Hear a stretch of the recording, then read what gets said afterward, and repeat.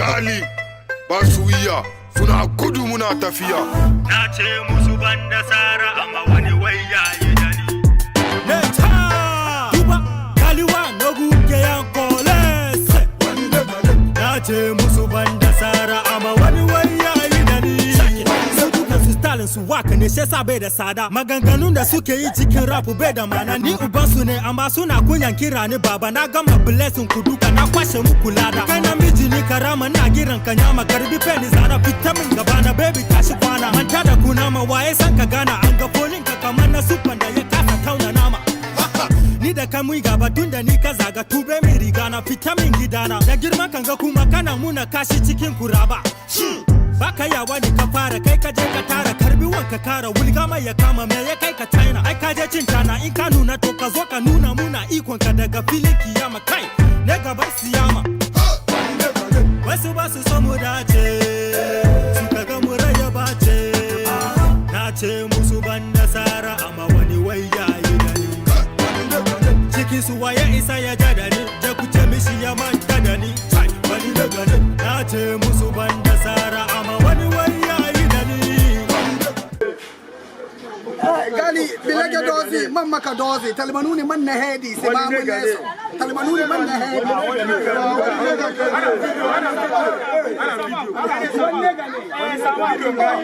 wanne gane cikin su waye isa ya jada ni je ku ce mishi ya manta da ni wani daga ni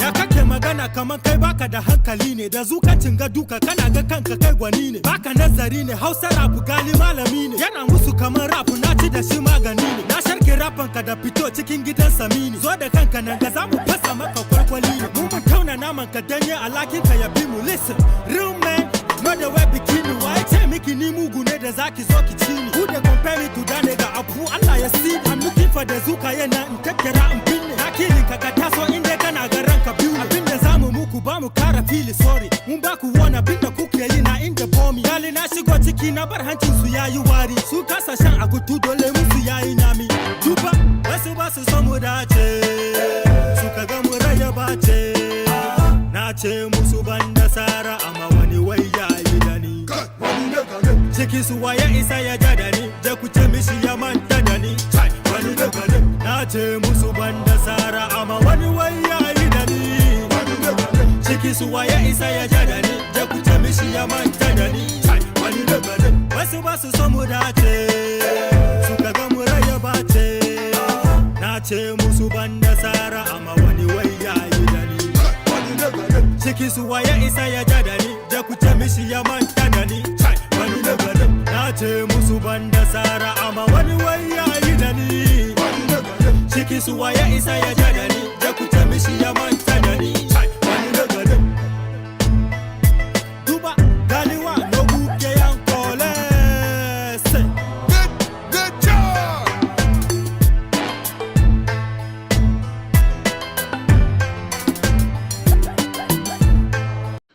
saa homa eda manimu ma menka ade kakra bi nkyerɛw wɔse reputation is the cornerstone of power enipa din ekita na wabranya hard won or hard earned reputation a wanya no eno ne wo power oh yes it reputation na ma wonya wo power through reputation alone you can intimidate and win once it slips you are vulnerable and you will be attacked on all sides.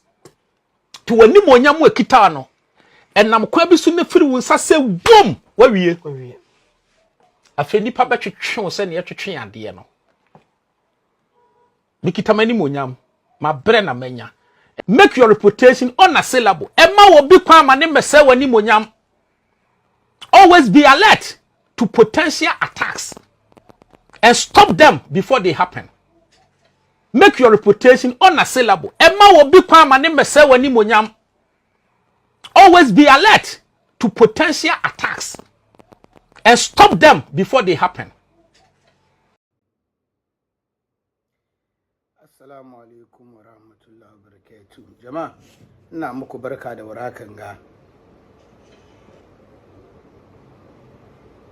Assalamu alaikum wa rahmatullahi.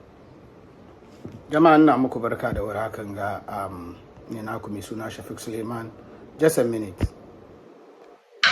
Sang my damn my main candy kakrabinchino.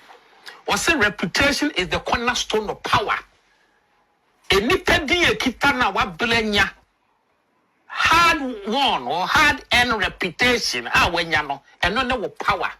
Oh yes. It reputation ama when you power. Through reputation alone, you can intimidate and win. Once it slips, you are vulnerable and you will be attacked on all sides. To any monyamu kitano, and I'm quite soon free when I say boom. Where we? I feel ni papa chicho send you to tree and dear no. Nikita many monyam, my brain a menya. Make your reputation unassailable. Emma will be permanent myself when you monyam. Always be alert to potential attacks and stop them before they happen. Make your reputation unassailable. Emma will be permanent myself when you monyam. Always be alert to potential attacks and stop them before they happen. Sang my damn enemy, my main candy kakrabinchino. Was reputation is the cornerstone of power. A nipa dia kitana wa blenya hard won or hard earned reputation when you know and no power. Oh yes. It reputation ama when you power. Through reputation alone, you can intimidate and win. Once it slips, you are vulnerable and you will be attacked on all sides. To any monyamu kitano, and I'm quite soon free when I say boom. Where we? I feel ni papa chicho send you to tree and dear no. Nikita many monyam, my brain a menya. Make your reputation unassailable. Emma will be permanent myself when you monyam. Always be alert to potential attacks and stop them before they happen. Make your reputation unassailable. Emma will be permanent myself when you monyam. Always be alert to potential attacks and stop them before they happen. Sang my damn enemy, my main candy kakrabinchino. Was reputation is the cornerstone of power. A nipa dia kitana wa blenya hard won or hard earned reputation when you know and no power. Oh yes. It reputation ama when you power. Through reputation alone, you can intimidate and win. Once it slips, you are vulnerable and you will be attacked on all sides. To any monyamu kitano, and I'm quite soon free when I say boom. Where we? I feel ni papa chicho send you to tree and dear no. Nikita many monyam, my brain a menya. Make your reputation unassailable. Emma will be permanent myself when you monyam. Always be alert to potential attacks and stop them before they happen. Make your reputation unassailable. Emma will be permanent myself when you monyam. Always be alert to potential attacks and stop them before they happen.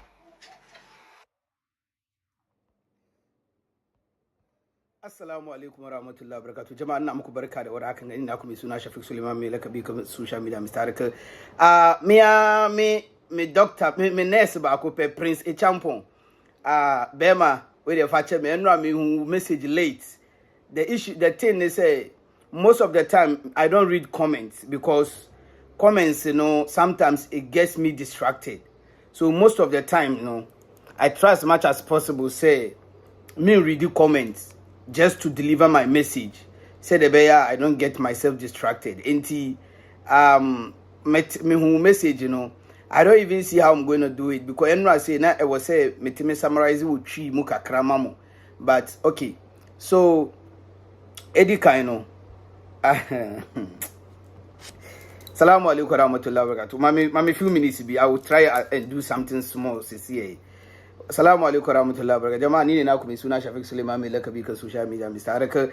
Ina muku barka da warakan ga Andy Moles Allah kiyaye ka Karami Lebron Al-Hassan a ganka Allah kiyaye ka Awal Adam Tony Ilyas Ibrahim Banda Abdul Mola Ali Muhammad Traore, Ninchebu Koliato, sorry if I mispronounce your name.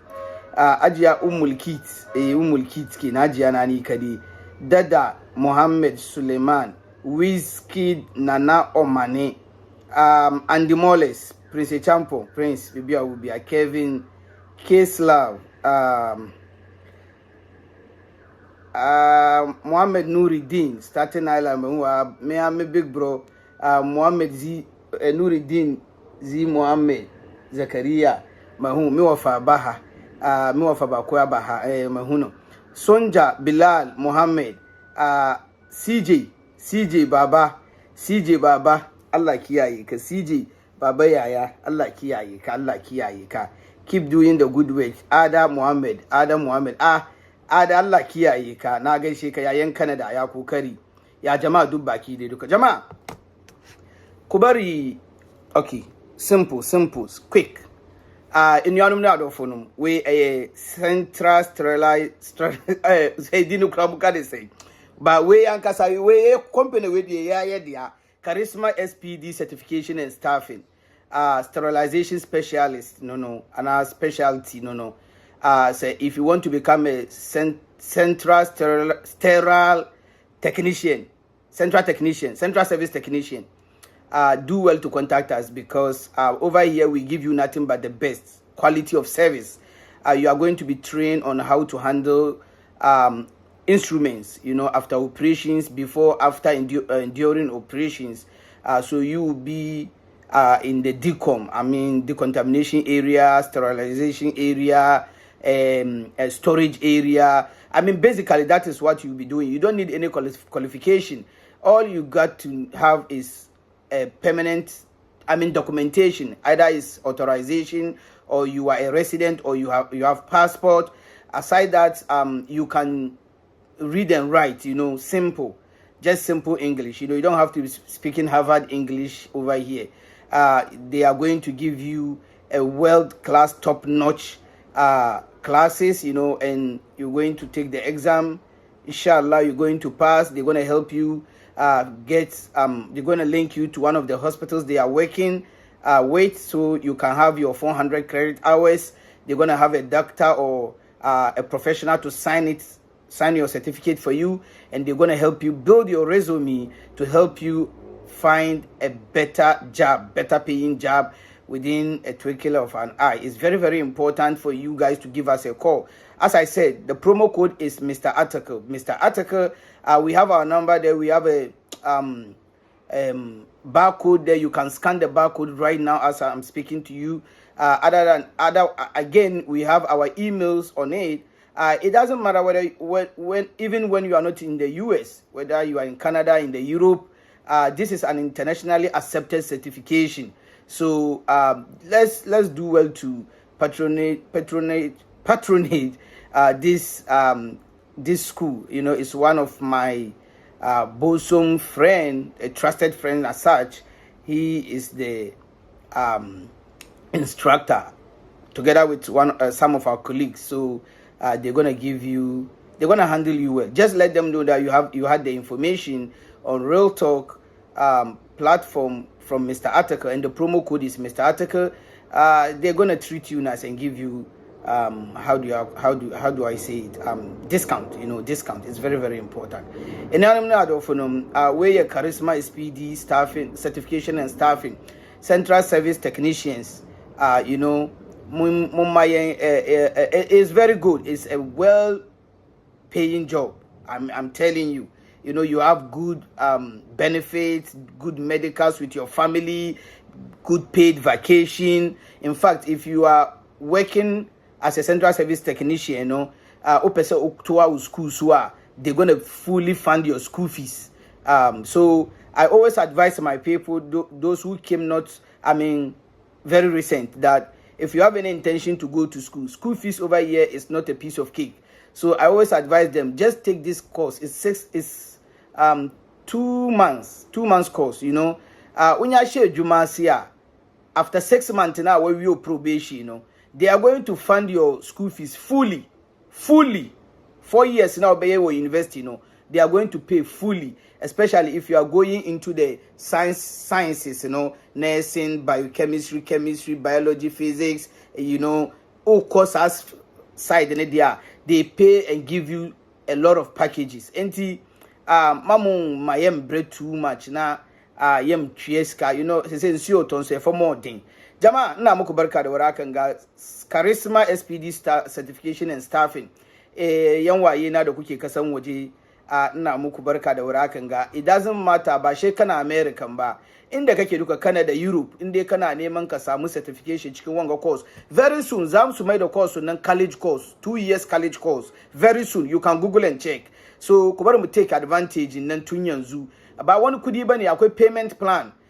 Ka tabiya kadan ka kare. It's a 2 months course. Nka kare sun linkin ka da one of the hospitals nan ka yi 400 credit hours and ka assign ma certification ka su help ka su build ma resume ka su kuma taimake ka samu aiki. It's a package. Inda ka je ka contact su akwai phone number mu, akwai barcode da ka scan banda wannan kuma in ka contact su kai ka bar su san kaman ka samu information nan kan Real Talk platform wajen Mr. Article. So promo code nan Mr. Article ne an baka promo code. Kuma ina gaya muku in kai ka contact su don Allah zo ka bani message either kan WhatsApp ko kuma cikin inbox mu kan Real Talk. Bani message ka contact su because I have to protect your interest and protect our interest too. Yeah, very very important, and protect my my integrity. I kungani ku shisa yeah, very very important. Kuma I can tell you on authority I have a say in this company. Shisa nake cewa ku je kun samu wannan discount nan. Ni ne the face of the company nan kamar yadda na gaya muku. Brother na ne kur da kur. Da daman kun kuka fuskance shi kun gane shi. Ko ba shi call bane. Team ne ni ne the face of it at this moment. She said, I put my integrity on the line. I put my integrity on the line. Inshallah, we'll just give them a call. Whatever happens, please don't call to discuss money with me. How does it work? The information is there. Please. Mamun framing bisa misa saying de to asie said enye mejuma me PR ma company no. Me PR ma company no. Mejuma na me no. Contact the management o contact wo mo a nhihye bia wo bia no ono omo na obeka na enyoma akoso se de se na fata de onom no madam ase jama. Okay, fast forward. Enra maybe program part 1. I wanted to do part 2, part 3, but I've decided today is my last day. Inti me the bibia be mamo na ya ma, because I have so many things doing. I'm being honest. And this problem, a idea I have for almost 4 years now, since 2022 December. And I then now koswa kopim now. In fact, last week one of the guys in New Jersey where a video with the matem frame ebo midin ekatra mansan na say me kronfo. You see, so me so me mbo krono da fi say wo me nim ade efe no krono ena me no obi anya sikasem ntokwada, enti idea was say me paper midin because me a political figure. I'm in politics. There are so many things I'm doing behind the scene but you people didn't know. But when I went to court, I have to lay it bare and I will explain certain things to you. And the reason why I went to see a lawyer to interpret the judgment for me. And that's why I'm going to give you the explanation that was given to me by the lawyer. And then I will support it with videos, my conversation with the lawyer. Simple and straightforward. Into what ubeti asiye na wafa. Wa wanti asiye, ubeti ma kwa shepu. That is your business. But from now, any fool be a America. I will be bienano. Any fool me de two wenim.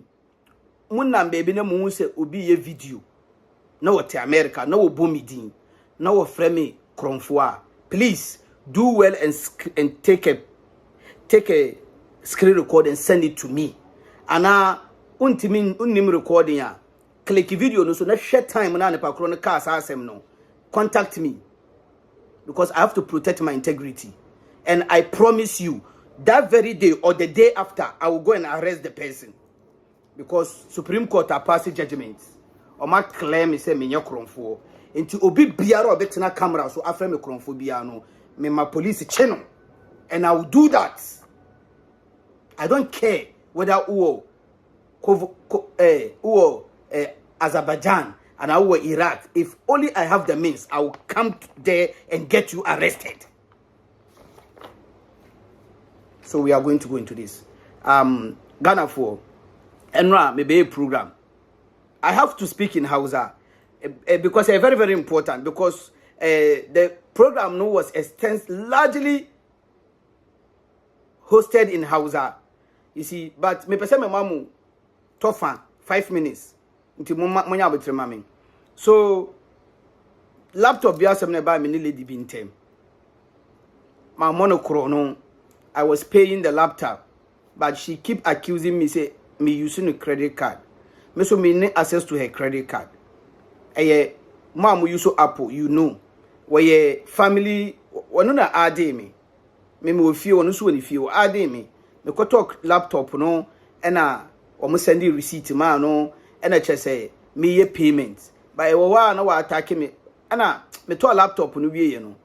2 days after na wonya ana friend me say me nsesa me password because wonya me messages ni me emails. Ampa na me ko YouTube ko check ye na omo say no kore na me bisa YouTube sign na me free me ho free on a card no so na omo kire me na me ho free ne card no so na o confirm ye. So me to laptop no June 12 2022 14th June 2022 na me ho free laptop no card no so enti information when ye bia I don't have it me need information no. So fast forward, a woman no accusing me. My use card no. A woman obi akọ purchase bibi. Me so me nim. Yan fra was a boy. Yan koha was a boy. No, she keep attacking me. I don't understand. Na me imagine say me enya ade a me betue sika bia. Because some hu nipa wo use card na. Me tue sika no kura ade chia obi say use abeka say me a. So before I make that payment no, one my yan ko Apple and one free Apple. Na Apple my clarification explanation say make car metria was one year me call Apple and I'm say enye me na me account holder and I'm pamo me and me man information screenshot ni na wo me page so fast forward last day and me tria ni sika man me tria ni sika man na me ka chen say me dash say odi ne card ma me asam ni na no we didi matem na wadi me picture eni na damfo na enam ne sunti me hu no picture no na wadi account na wadi achama wiase na. Don't forget enye se prekupe na laptop asemba yo eye mine na opem moa wo me ho na ne bra pen e wo nursing home wo yare enti na ne bra no asa she wanted to take a brother back to Ghana but the green card ewu me so amanfo ni me boabo amanfo me ye American lotteries ma amanfo ma ye kura ma lady be win number wa bakuruma ma be kada me one of my clients am American lotteries ma no oba wa win number kuruma ba minim no ni ma me na minim ba a girl na nkasa minim no till date sa ni ma me wa ha na ya sister ma modin kwamboni so sa ni ma me wa ha na wo hwem ya she will testify ba girl no minim no oba yi na ma hu no she came 2015 minim no till date. I help people on so many things. My sister be and a case na downfall. In some way by me in Timono. Na downfall no per se me buano no renew ni green card. Say my sister need the win say me yes hard no. Na me say no problem. So call baby a charge no. Na me say no problem. What they buy na me ye man no. Me ye ni free. Owie ye na say me apply loan man 2022 na yema SBA loan PPD and me ye loan man and I qualify for $100,600. In fact ne need GG into a share me bo obema me 5,000 na me ma fa 2,000 no 2,000 na me the 3,000 at laptop say me nyam ka meto laptop enti 3,000 e de metuaka That's what she said. But me, I didn't even say a word. I dare her. Enra, I can't say baby. Wombe yi ano. Yesu abedi di matema na watchantoro. Na me come nyame o hata soro. Me nhwe video no. By kakra yaka ahye masum no. Me yi sa kakra na no. Because me were evidence I made be kire mu. So that is what happened. Wodi mi koja wodi jatuo ekoja masallacin yankasa masjid waha muslim community eno muka say mame wodi asem na bre Thursday twen Sunday bra masallaci na yendi asem no wan twen o ade achi Friday eno wodi me picture any sister ni picture eno kabo mu eno wo topete wi asas amansan na e ma amanfo accuse me say sister ni obi yere amanfo accuse me say memi date obi yere. So media say number 1 me kromfo, number 2 me date obi yere. So I have to clear my name because me be a politician. And I'm going to state it emphatically. Me be a politician and everybody know. And when I went to court, they took my social media handle. So because my gacho say me a politician. So they have to go through and I gave them certain documents I've never open up. But today I have to speak about it. Because me na minim de me ye wa mabrabo and you obi na ye amame. But court I have to open up because I have to establish say the oye I say me ding. And let me be honest with you. 14 years ago, ye na ye ba America hano. Me ye group no. Na ye nipa 22. Nipa 22 no. Emu 20. They are all American citizens. They became American citizens 8-9 years ago. Me any current MP for Asin Central. Ye politics dada. Me till date ye citizens who. Eti me citizen of America. Because me politics na me pe. And a politics na my imagine say me ye. Eti me ma obimbe say my brabo. Ene me butaya esi me so. That is why I have to clear my name and I send the case to court and court to need dear some mame and the court to not clear me and a mama judgment. And see, and nona me kohun lawyer and a din komo me boni naturemu and I was say meti mabe chere amount for the AC enti anunti na me wa. So I'm going to speak out ya me adum na me what mira me de me kan enne no me switchi because time kopa me free adwuma ba ye ni me nae. I just want to clear this issue once and for all and I move on with my life. Obi opebi onko shepu. Me say I'm ever ready for look obia mkoye de obey. Okay. Me beka Hausa me pamuchew because I have to speak in Hausa. Me we are na me wo mra to say them summarize it be 5-10 minutes. I will try as much as possible to summarize it for you because we know a writ of sermons for medical courts and a judgment any proceedings na call any some videos be no say me bomamo na me clear case the person we video be me I will never have time to do video about this again because me deep him oh person who ko appeal I'm here.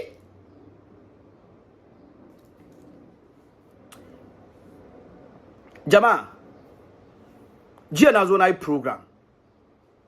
Don't Allah could share. Me patcho mun share program no. Na way I'm trying to clear my name. Ya say me din and I make clear me din. Into Mr. Nipa 42. Mr. Mumma me 42 shares or more. Because me say mumu bebre more platforms are so. Mun share ne nko echiri because I have to clear my name. Because nkrofo bebre otan na wo mu wo mame no. Eburu ma adwene minti ase so. Ti misra mu mun share program no ne nko echiri mame. Me pa mo chow pa. Don Allah ko share me program no. Na. Kusani na ban cewa ku share. Amma wanga ya hiyani ni saboda ya kamata in bar mutane su san kamar an wanke ni. Ban yi sata ba, ban da tabiyoyin sata cikin rayuwa na. Jama'a jiya na zo na yi program. Na gwagwada muku ababen da ya kamata in gwada muku. Yau Allah ya sa na zo zan zo in finalize issue nan baki daya. Mi wiya judgment me de beto abontin. Rate of sermons ni na me de beto abontin. Obi apia won yusu that's it. Ti said the enra me wie ya me de to abontin no. Videos ni na me de beto abontin. and the videos amebo amamu. So jiya na zo na yi magana na buga sunan presidentin yan kasa sheda, na buga vice presidentin yan kasa sheda, na buga suna nake na ce akwai manya wajen sheda. Abin da ya faru ba na yi abu ne kan jahilci ko saboda ina da son in punish wani ba, a'a na yi abin ne saboda akwai wadansu Allah na turo manzannan da su zo su in suna girman kai, suna daga kafada, suna son a san su suna taka kasa ya bari. Allah na turo manzannai su zo su karya su waɗanda ba su tsammanin kamar su da zo su yi aikin su ba. Ai akwai tarihin annabi Musa da Sayyidina Hidir. Annabi Musa da waliyi, ba annabi da waliyu, amma Allah ya bar ba annabi ya je wajen waliyi yayi karatu. Shi yasa haka in kana ga mutum kana ga kanka kai ba kai kai komi, shi Allah ya turo wanda kake ga kaman ba kowa ba, shi yazo ya breaking ka. Kuma ni nayi da Allah alkawali, nayi da kaina alkawali, nace kaman wanga magana she na ga abin da ya ture da buzu nadi, kuma su duka ba wanda dan bai shi, kuma zan fadi on record yau na kare program ga ina shi sa nake son clear wanga program. Yau ga na zauna gidana nan dan gwada muku, ni na start ma na dai kuma kyale ni.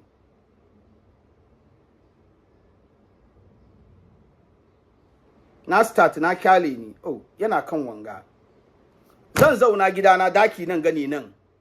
Na fill form ice the information haji zaka. The information na ni na send musu, na kawo confirmation zone post kan Facebook. Ni na report haji zaka yau. Ban bar gari ya waye. Na decide abinda zai faru ya faru. Aka kai shi gida ya je yayi magani ya kashe ni. Saboda ai last week kuma ko 2 weeks kenan yayi video ya kuma kira ni barawo ko ai inda ya komi shi ce wai shi yayi kaza shi zo yayi ku, ni ma zan gwada mai, ni na bara kai shi gida kuma na yi.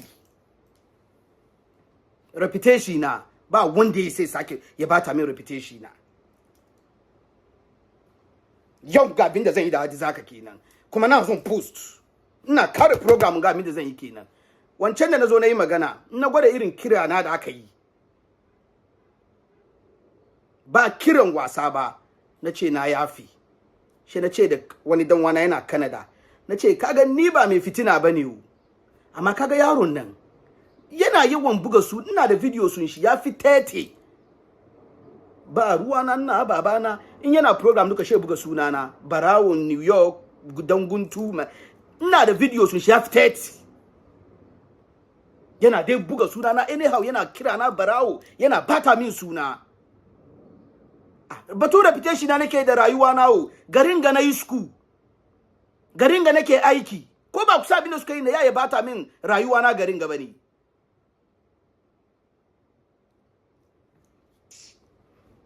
Shan bar wani banza ya bata min rayuwa na. To ni ban bata, ni ba karya zan yi bo, ai su karya suka yi. Allah ya sa an wanke ni saboda evidence na provide. To ni ba karya zan yi bo, ni gaskiya dan fadi.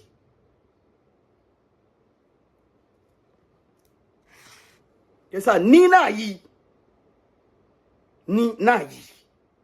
ko me wani zai fadi ya fadi. Da suke wawancin na kuna gani, da daman ku kuna wajen kuna bada invite comment ai, kuna mai shakiyanci nake yi. Sani bane, kowa ya kira ni ban doka, ba an dokan komi, na yi da ni ba dan halan bane. Ba ku sani bane, wanga yaran banza. So jama'a, na tuturo challenges, na ce in ta zo ta ce kaman an bani receipt. Na samu labarin wai ba ta ce an bani receipt ba, ita ka ba receipt.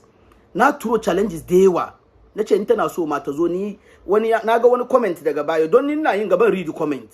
Na ga wani comment daga baya, wani na cewa wai karin buga batun giya.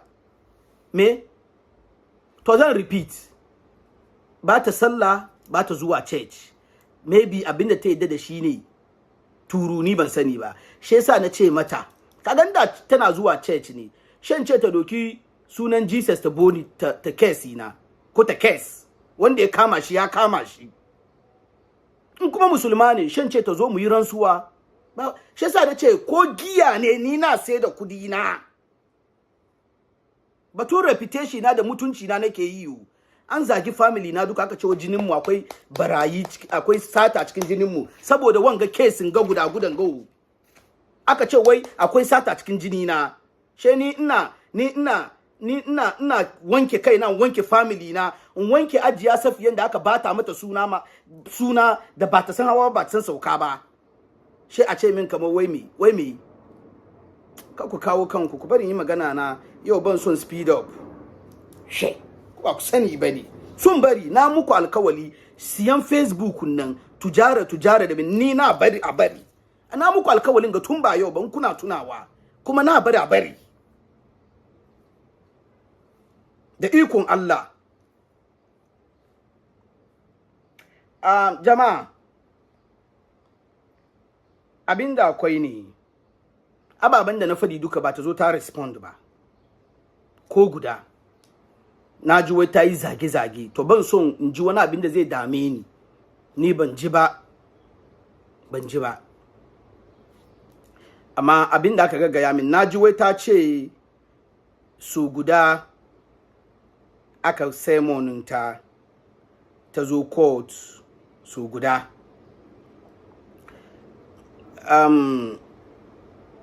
su guda aka sermoninta ta zo court banda wannan ba ta kara zuwa ko ba kara sermoninta ba ko to ba laifi ni na gwada muku police receipts duka yau na gwada muku duka mu gani so guda aka sermoninta ita duty ta ne aka sermoninta ta zo court ko dai wani zai ce mata ta zo court na gaya muku I know my rights girman kai kasaita minim I'm a professional nurse shi ya kawo mu nan kuma barin gwada muku record abin da yasa case ya jima saboda rashin zuwan ta court so uku judge na bani hankuri kaman in bari ta ba ta another chance in ce ba laifi a ja case a kuma ce in bari ta a kira mu je in je ba ta zuwa a kuma ce in bari ta a ba ta another chance in ce to ba laifi na uku judge ta ce kaman this time around this will be the last. It is on file.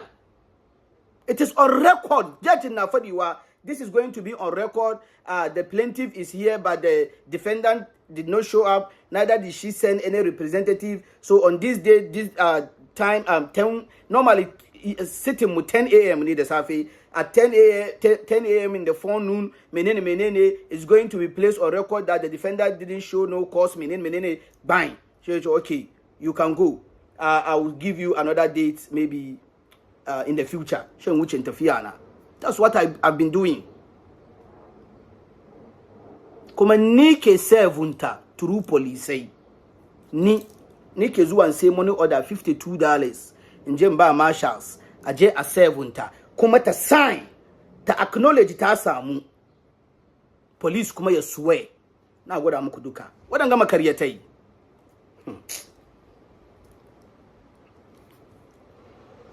So jama'a, fast forward saboda time na tafiya. That is very, very important. Yes, you can sue for defamation.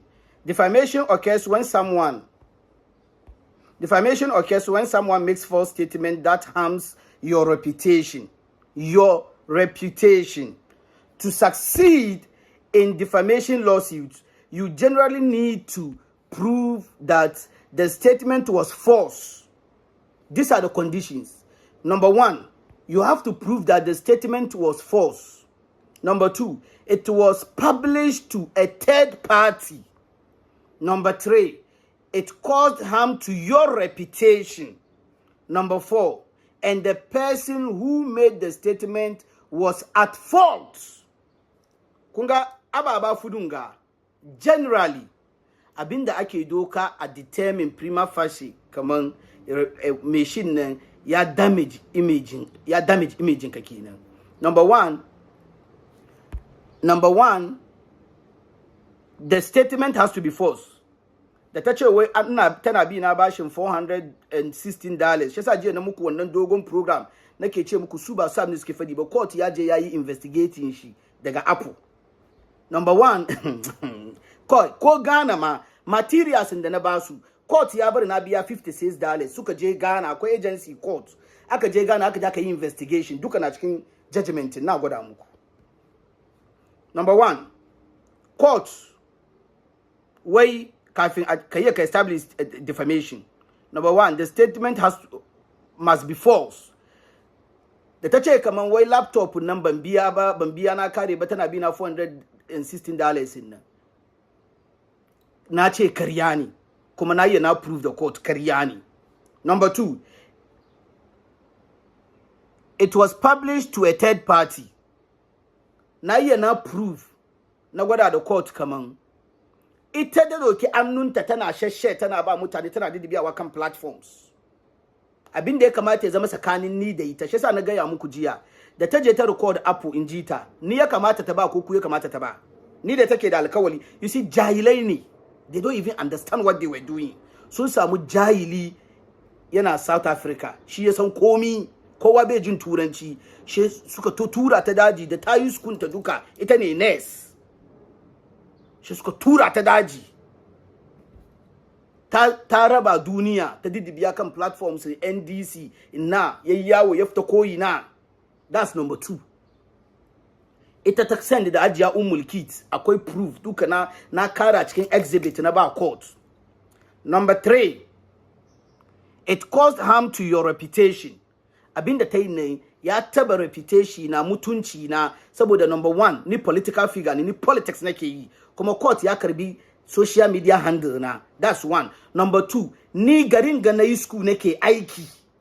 Ina da reputation da nake protect kamar yanda take ga kamar ita ma nurse ne tana protect reputation ta saboda in wani ya bata sunanta yayi course ta aikin ta. And number 4, the person who made the statement was at fault. She is at fault. Na iya na prove kaman ita ne bata da gaskiya saboda na gwada evidence da ta zana ta ce kaman I will not call Apple for any clarification. Saboda inda ta kira Apple kaman yanda nake ta binta da kesin ya mutu. Amma saboda tana da gadara da girman kai da na san komi wai ba ta kirawa that means she is at fault, not me. Saboda ni na prove kaman na jima ina binta ta bari mu resolve issue nan tana dodgy na kuma na prove with evidence. Akwai chat ni da ita komi na printing shi ne boy komi na baye exhibits. To ku bari mu continue. Shi yasa ai kun ga grounds da generally ake duba a doki a ce ka defame wani. Okay. Now, slander, defamation, muna da libel, muna da slander. Slander, spoken words, libel, zane da wadansu ababa. Shine libel, defamation. To ni kesi na slander aka charginta. Saboda ta yi karya, she is at fault, ta share ta ba third party, ba ta samu hankuri ta bar mun yi abin da ya kamata mu yi tunda mu duka muna American ne kuma na yi na prove kaman ni da take American ta doki kesin ta bar American ta je ta ba wani yaron banza daga Germany ba soja ba police ba saboda ta san ni da shi muna da friction wai don yazo ya bata sunana kuma ga audio da ita da kanta ta ce kaman za ta doki ni ta ba yaron banza an transcribe abin ga transcribe duka no kina ba court gashi ta buga sunan shi da ta ba yaron banzan da ke Germany nan mai daudan nan da sai West ta bashi yazo ya tujara ni duka ni na ba court shi yasa menene slander spoken words slander utterances of false charges or misrepresentations which defame and damage another's reputation ka je ka juye magana kan kasan gaskiyan ka ki fadi don ka bata da wani suna ko ka dibiya da wani karyan da zai bata da mai shi suna ya bata da mai shi daraja to slander to kesi na abinda aka cajin ta ke ga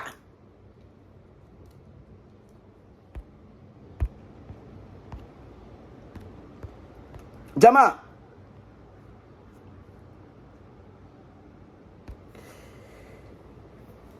ga case na yuki na kai court in kuka duba na tattare address ni da ita da menene ni na cusun tare amma na san very soon everything is going to be out amma ni dai ni na cusun tare ku ji ni da kyau shi sa yan waye na da kuke son ku yi programs don Allah na kare ku dai in kuka zo kan page na documents da ni na share kan page nan ku use wannan ku yi program saboda ko dan sun ku na ba ko dan su documents don ku verify don Allah ka ku use wannan saboda addresses nan ban shashare ba da makamanci in na kare in kuna son ku yi program na post wadanga duka kan page na ku use wanda ni zan post kan page na ku yi program saboda wannan ni na share kuma wani abu ne ni na jin sai a gaban kotu na defend saboda na yi magana da lawyer shi sa don Allah wanda na fara baku nan ka ku share wannan outside wannan na baku ne personal use ku amma inda kuna son ku yi program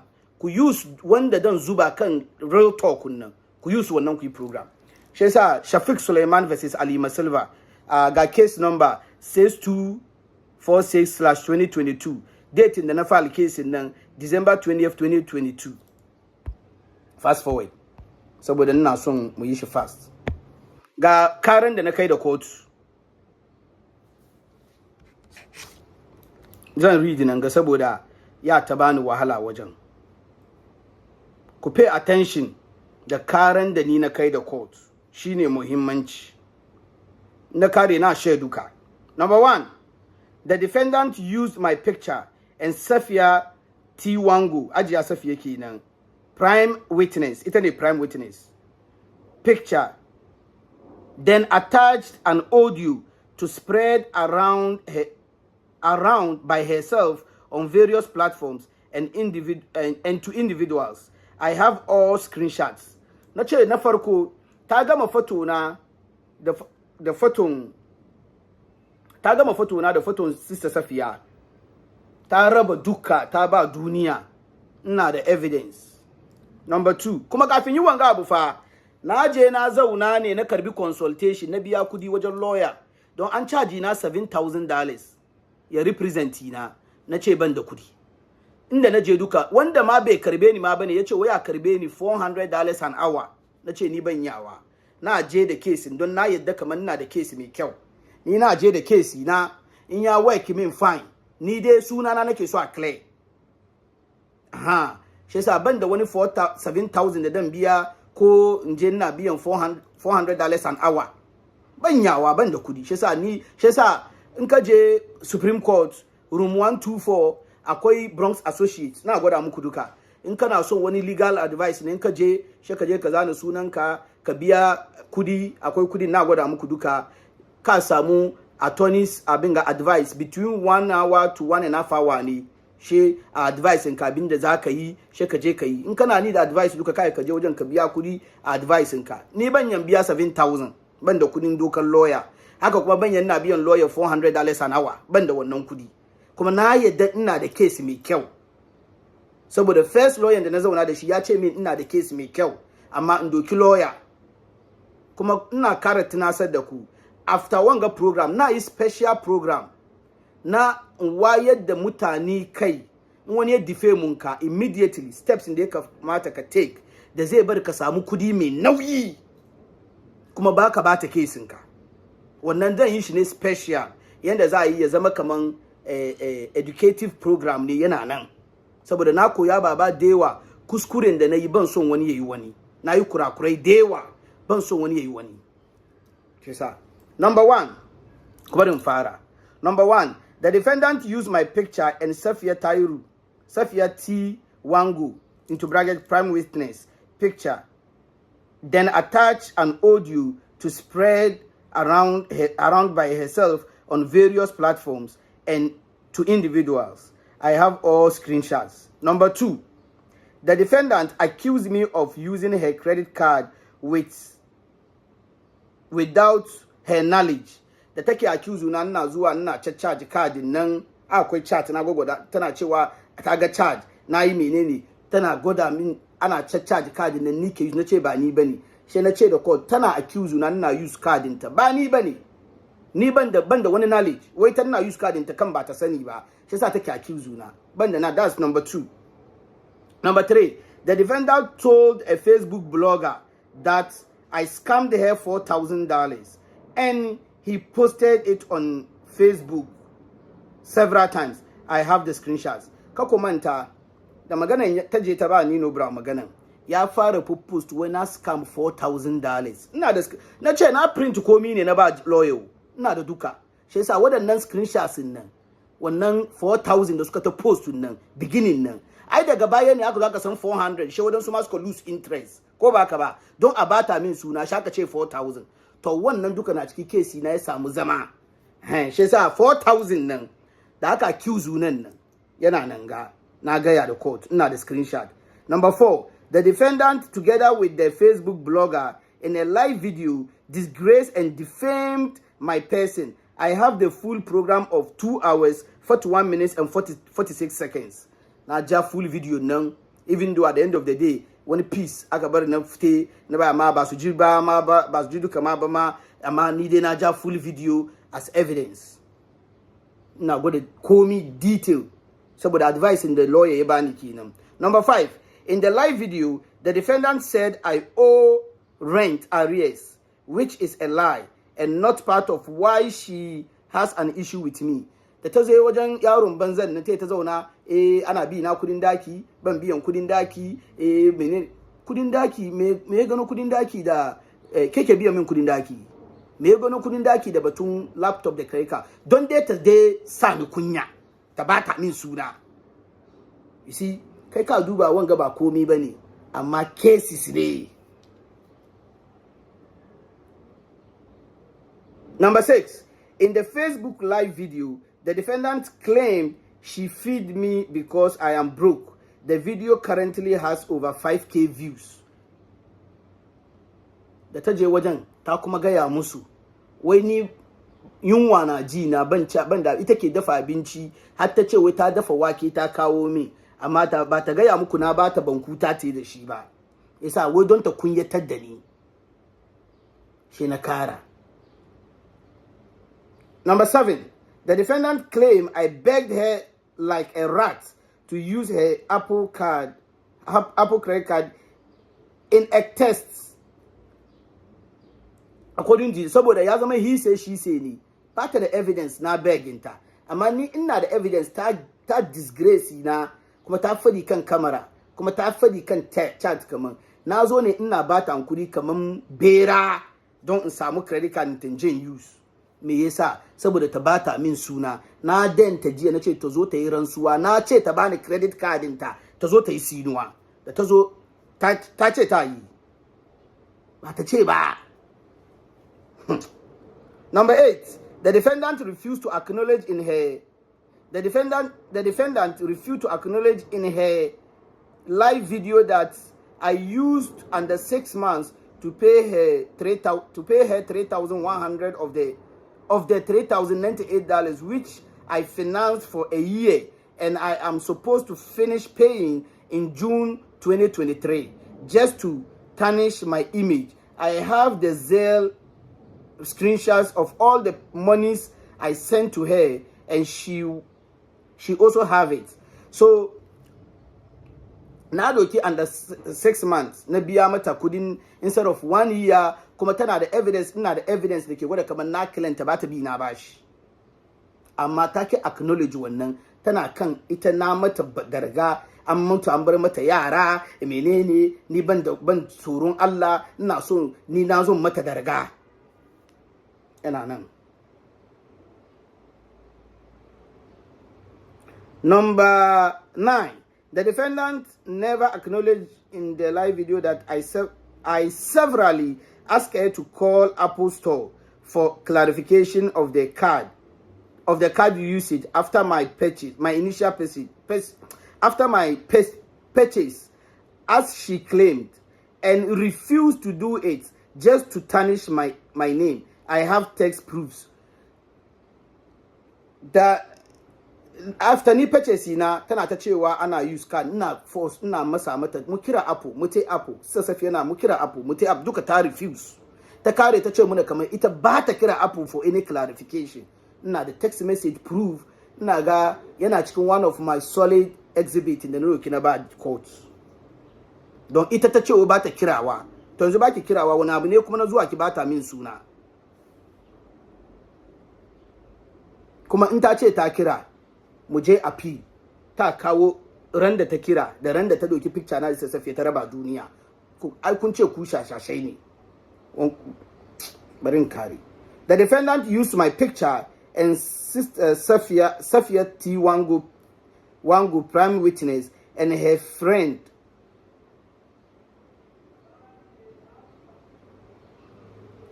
pictures attached audios of her own voice to spread lies about me. Okay, ina ga nan type ne amma zane na ne ya shi wan ai ina zuwa. Oh, na ka number 9 ma. Ga number okay ga shi nan number 10 kenan. So na ga ya da court kaman ta ga mai picture na da picture sa Safiya ta kuma yi audio ita da kanta ta kara ta yi maganganun kariya ciki maganganu dai ta yi da yawa cikin wannan audio manka babanka barawo manka makwaciya duba ban so buga muku audios is needless amma iron nan wuda ya taba buga muku guda wani lokaci da na ba shi da Musa Laminu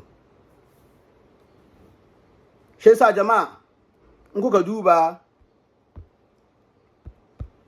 ga karshen shi yasa karshen nan in kuka duba in kuka read abin gan court nan wan ga ya me nake nema shi na ce kaman defamation of character she ya kamata ka summarize.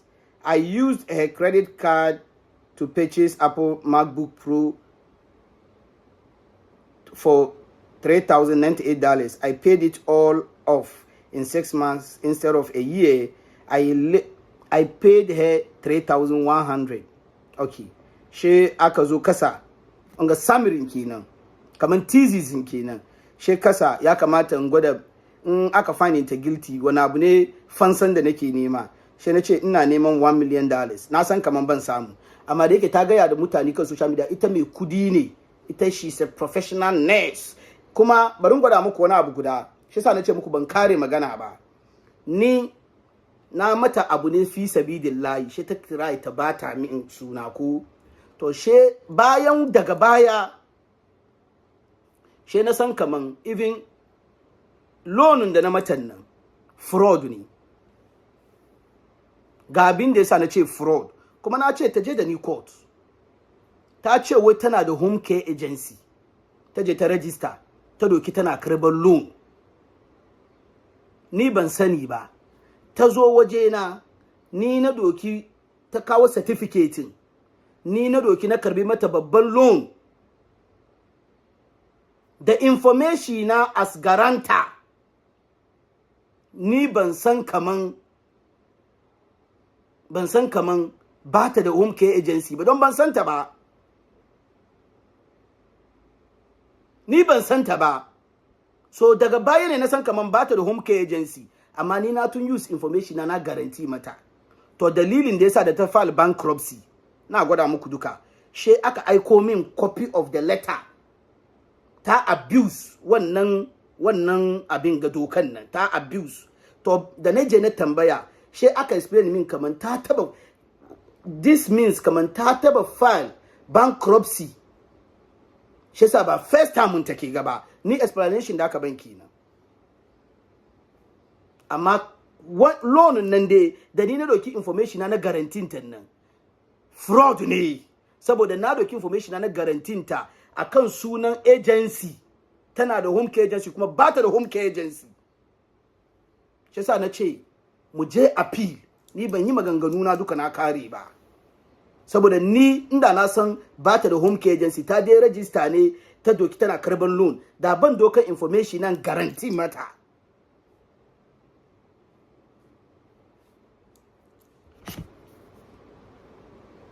shi yasa ni ina neman $1 million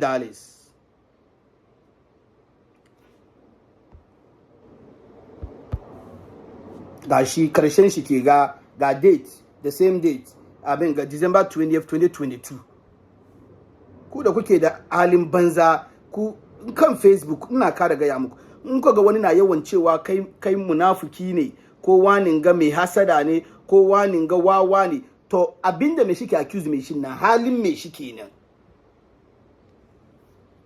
shi na sign ga shi ga sunana ni na sign da komi ga abin ga na notarize na komi na je na ba court ni na ta through the marshals ku ji ni da kyau kun ga cikin abin da ni na kai kara na kai da court ba batun politics ciki saboda politics ya shigo ciki don karshe an karbi social media handle na da komi yaso ya kamata ni ma na explain muku ka ku damu shi yasa kun ga dai reliefs da ni na ba court na sign na notarize na kai ban yi batun politics ba ni batun abin da ta dife mu na ya dame ni to kamar yadda na gaya muku na yi wadansu kurakurai da ban sani ba da yake ya kamata zo in wayar da mutane kasu irin nawa ashe inda na sani da ya kamata ma sa batun politics nan cikin nan to wannan duka daga baya ne consultation lawyer ya bari na sani saboda ni an zo ana tambaya na social media handle na menene shi na confused shi na je consultation shi yasa case na ke ga ku ji ni da kyau shi yasa na ce muku ya kamata ni in muku explanation ne saboda in na sake muku abin gan nan judgment nan da yawan ku kun yi confused kamar yadda na confuse da haka bani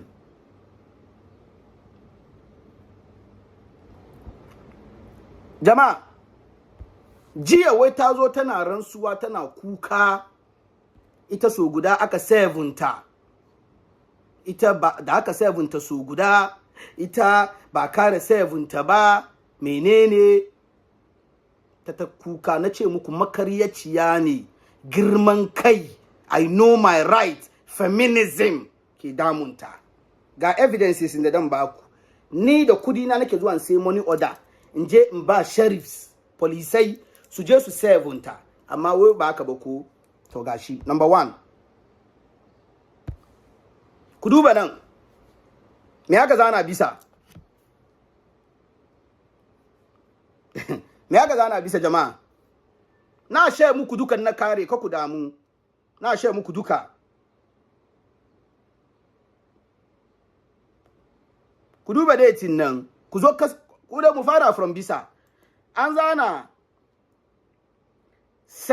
sheriff's certificate of service in police suka je suka serve wani har suka riga suka game shi suka bashi to certificate ne suke kawowa su ba supreme court kiga ko su ba court kiga kaman aikan da kuka munan nan mun je mun deliver aikan ga receipt kuma su swear oath da mu je true sauran nan dai ba mu read da mu read don the same thing ne za mu read ne true yaso sauran nan ba mu read saboda bar kusan kaman makaryaciya ne wai so guda ka sevunta ko polisan ga ta je appeal ni na bar court a bar polisan ga duka su zo alhamdulillah rabbil alamin polisan ga su zo supreme court su zo su gwada abin da sa suka yi kariya suka swear affidavit and the oath suka swear and the oath duba na yi tanadin ku kun ga shekaru ban maganan na abu na damu na ina tara baba ne sani bane batun abin ga agency home kenan duka ni ban fadi ba tukun yanzu nake son fadi yasa ta je appeal saboda da information na karbi mata loan Allah ya so ni ba ce ni man biya wani ba aka aiko min da ta file bankruptcy ni in doki information na ni man help ta ma garin ga inda aka ba wani affidavit kudi akwai masu karban $2,000 $3,000 ana karba na santa da za ta bata min suna ku duba ku ji da kyau za mu je turu duka sheriff certificate of service personal delivery police nan wai personally shi ya deliver Supreme Court of the State of New York County of Bronx ga docket number 6246/2023 summons with notice wai ba taba notice fine to wasu guda ko okay sheriff's case number shi police ne je 17 nan ga number shi 23006631 okay. Shafiq Suleiman plaintiff versus Alima Silva defendant, State of New York, Bronx County. Zamu read body of the letter. I, C. Maldonado, Deputy Sheriff of the City and State of New York, authorized pursuant to my special duties to serve process. Ni C. Maldonado, the court ya sa min kafa akan aiki na tsaro ko na police. Nje in serve. Kuyankuri. Hereby certify that I am not a party of this action or proceeding and over 18 years of age. Ni police ba ni cikin wanga kesin ga ban san da zama ba, ni aika aka min kuma ni na fi shekara 18 saboda wani ya yi save ai da ina da dama in samu wani ya je ni da mai shi wanda ya fi 18 years mu je post office mu mail mata, amma na san irin karyan yau ga ya zo ta yi karya. Na je post office na yi bashi ma $10 amma ina zuwa in biya $52 police sai su je su save ta saboda na san ta yi irin karyan ga ba ko guda bo na gwada muku sauran wai ba taba 7 ta ba, shi yasa shi ya fi 18 years. I further certify that on March 13th, 2023 at approximately 6:07 p.m. yana kuma kare yin rantsuwa kaman March 13th, 2023 lokacin na an buga karfe agogo American karfe 6:07 marance. Ya je address blah blah blah, na share address ta. Ya je address blah blah blah blah in the borough of Bronx, County of Bronx. I served the annexed summons with notice complaint upon Alima Silva in the following manner.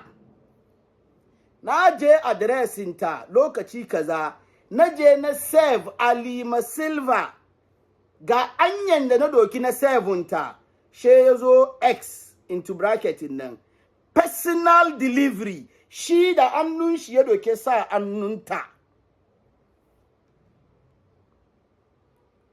she yazo yayi rantsuwa by delivering to a living with Alima Silva. I personally a true copy thereof, said person being known as the mentioned and described herein. Explanation da ke da shi nan gane, ai da na je na ba sheriffs na ba su address ta da information ta. Shi yasa shi ya deliver, ya ba address nan da ita wanda ni na kawo karanta na ba su kaman court ya ce aje a 7 nan. Ita ne wanda aka doki wangalata aka sa annunta. She yazo kasa description da ya ganta ga yanda take, mutum da bai ganta ko ina ba, bai santa ko bai taba ganin ta ba, according to ita. Okay, mukaddara wai guda kawai aka bata ko, okay mukaddara wan kawai aka bata, okay mukaddara saboda sauran nan yayi dadi. Skin complexion dark,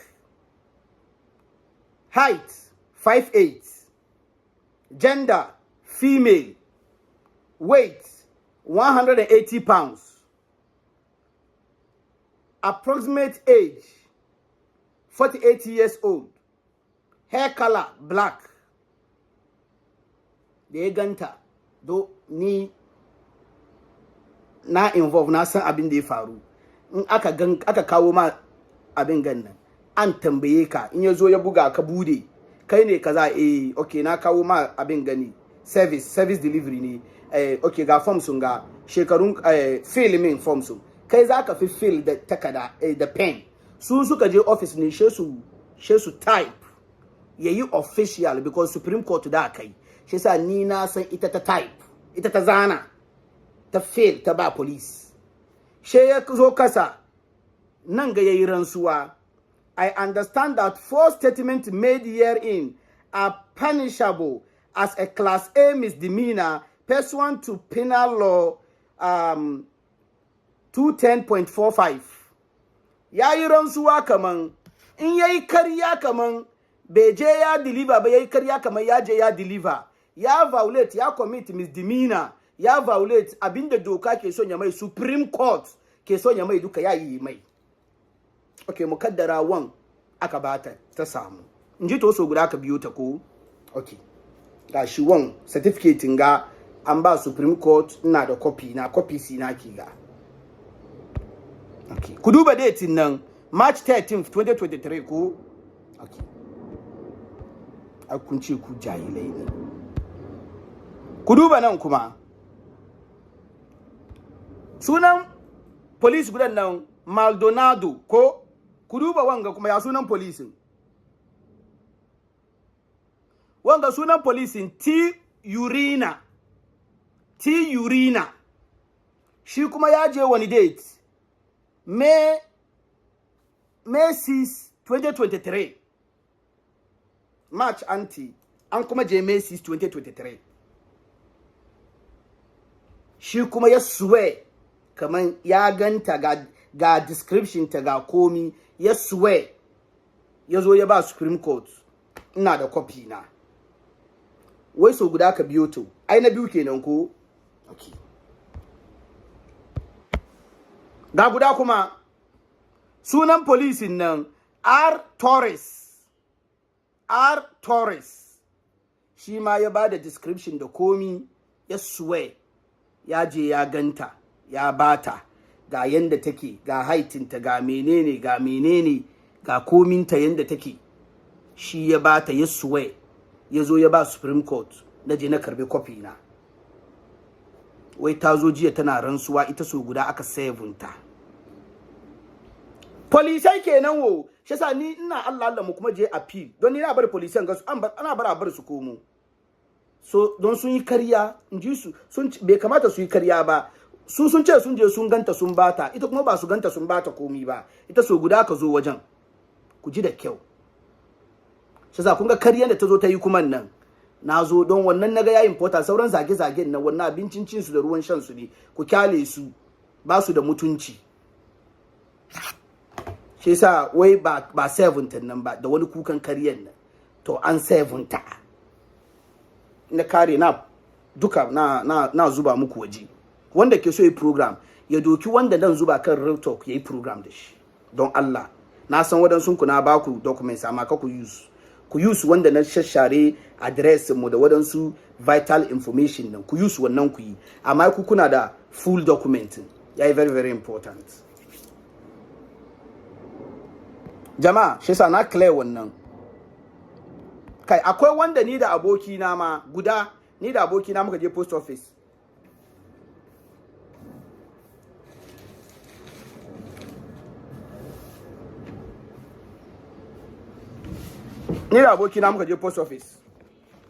shi wanda nace ya sai laptop nan tukun ya ga ya min ni ma na je karbi student discount jiyan nan ina shi muka je post office shi ya mail mata ya fill forms na kai na ba court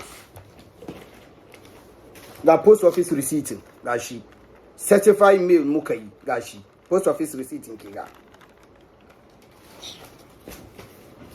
ba abinda na zube komi na nan. Shi sa jama'a yanda kesin yake kenan an save kowa. Shi sa nace nayi wadansu kurakurai wannan kurakuran ya kamata in zo in yi video mutane su fahimci kurakuran nan kar wani yayi. Bari dai in ba ku prelims in ka see wani court in kana da iko doki lawyer saboda da ba headache nan ba easy bane kamar yanda ni na je ni ne lawyer kai nan every single step kai ya kamata ka je court ka je ka tambaya me ke faruwa me ake yi in aka serve ka ba kana karba ne kai mai reading wajen kaji school ba. I know my rights, I am a student, I am a professional ne shi ka ajiye ba. A'a akwai wani language nan cikin sermon nan da kai ake kawo man nan kai baka understand. Na gwada muku wani cikin judgment nan kai baka understand. She lawyer dey explain ma.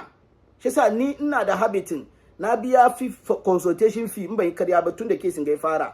Na biya consultation fee ya kai 20 times.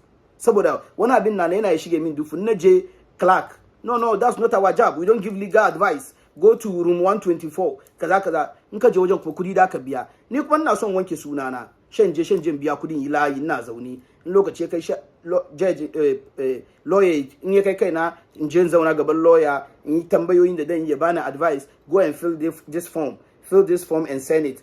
Take this form. When she respond to this form, then you fill this other form. Kai ke kamata kana bi. Ba kana zo ne kana I know my rights. No. Shi yasa in kana da iko doki lawyer. In baka da iko to ka san kaman ka yi wahala sosai. Na wahala ban muku kariya. Amma mun yi program yanda ya kamata saboda kamar yanda na ce ban sani ba na yi kurakurai da yawa da ya kamata in kawo wannan karantar wannan mutane su doki karatu. Yanzu da mu je cikin judgmentin. Kun ga dai ni abin da na kai court. Ai kun ga ba batun politics. Okay. Yanzu ga abin da ya faru. An kira mu na farko ni da ta muka zo. Aka kira mu na biyu ba ta zo ba. Ba ta kawo manzo ba. Ina ce manzo ba ta aiko wani representative lawyer ba. Aka kira mu na uku ba ta zo ba. Ba ta aiko kowa ba duka kuma judge na state or record. Sheta state, sheta say, I want the record to capture that on this day at this time, blah blah blah blah. The plaintiff, Mr. Suleiman Shafiq, was in court, but the defendant, blah blah blah, did not come and did not send any attorney or representative. That's the word she used. Representative on her behalf, blah blah blah blah. Sheta buga bang. Okay. Onana kirabin gavel and sound box. Bang bang. Okay, Mr. Suleiman, I'm going to adjourn the case. So you're going to hear from us again. Shan wuce. No, first one kawai ta zo, na biyu ba ta zo ba, na uku ba ta zo ba, na fudu ba ta zo ba, na biyar. No, na fudu, she jajin ta ce min kaman, na san tana nan, she na ce na san tana nan. Ba ta da lafiya ne, na ce a lafiyan talau, tana yawo, tana manya-manyan videos, tana parties, ina da videos sun duka, shi yasa nake son ta je appeal. Saboda ni nayi shirye-shirye nake zaure. Ina da videos ga date ga komi da NDC ma suka wini ma ita da su sai Alexander Fiya da wane ne Ghana ana shamaki ana shigali.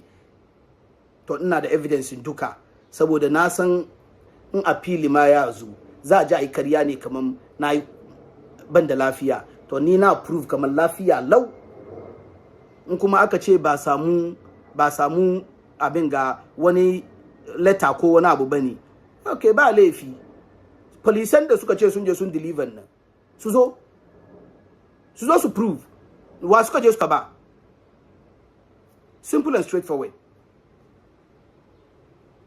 Amma videos dai kan TikTok da menene duka an jajja an bani da date da komi yana ajiye. Na ce muku ni ban yi magana na duka ba. So muka je muka zauna final abin ga last but one sitting she judge ta ce min ta plead ina ne, it is on record, ta plead da ni ne, Mr. Suleiman, please I need you to give me one last chance to sermon her, to send her my message, please. That was November 2024. She said mbata ta bani date cikin January 2024. No, early 2025. Ta bani date early 2025. Ba laifi. That is November. Muka shigo 2025. Na nan date ya zo, date bai zuwa. Ni ke zuwa court all the time in jin find out me ke faruwa.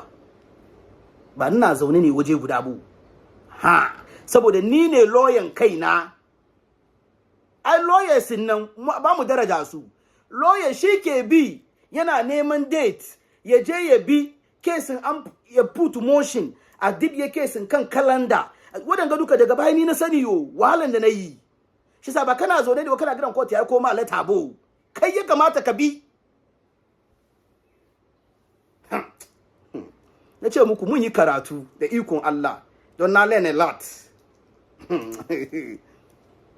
so what happened abin da ya faru kenan shi na ce to cikin January kaman January first week second week of January first week akwai holiday don an shiga new year this year January shi na bi judge na je court na je clerk office ce kaza wo mba suka buga case number shi suka ce oh I think second week of January na te wajen shi suka ce min oh an ba mu date January 21st nan mu zo court ni ba an aiko min lata bane o ni ke bi in je tambaya me ke faruwa ba gaba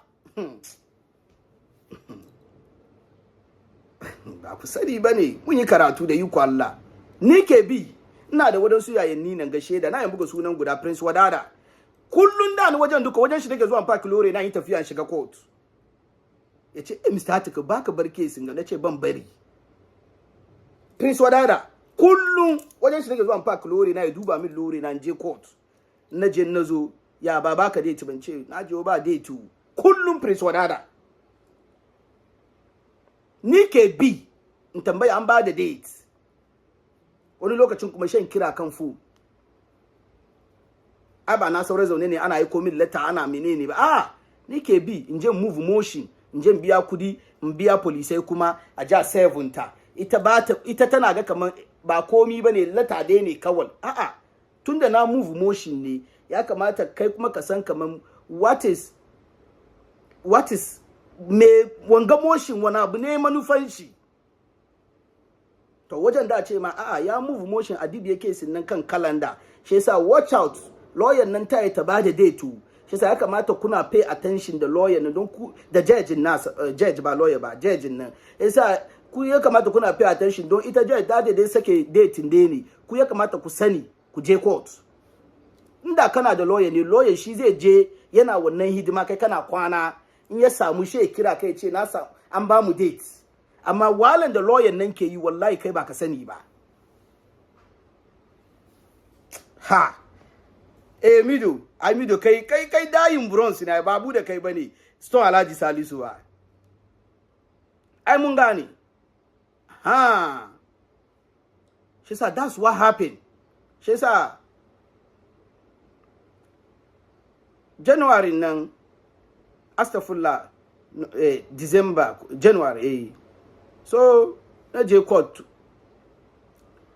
judge ta ce min okay yanzu nan last chance ta aka bata ta ce ta ki zuwa kuma ba ta aiko wani lawyer shi yasa ina so a kuma ba ta chance ne yanzu dai yana an nuna a ba ta chance ne ko me na ce judge ni na gaji ma da case what I know na ce mata yanzu haka ni aiki ma na call off na zo nan don time ne 8 kuma normally ta abin ga Fridays ne Fridays 10 a.m.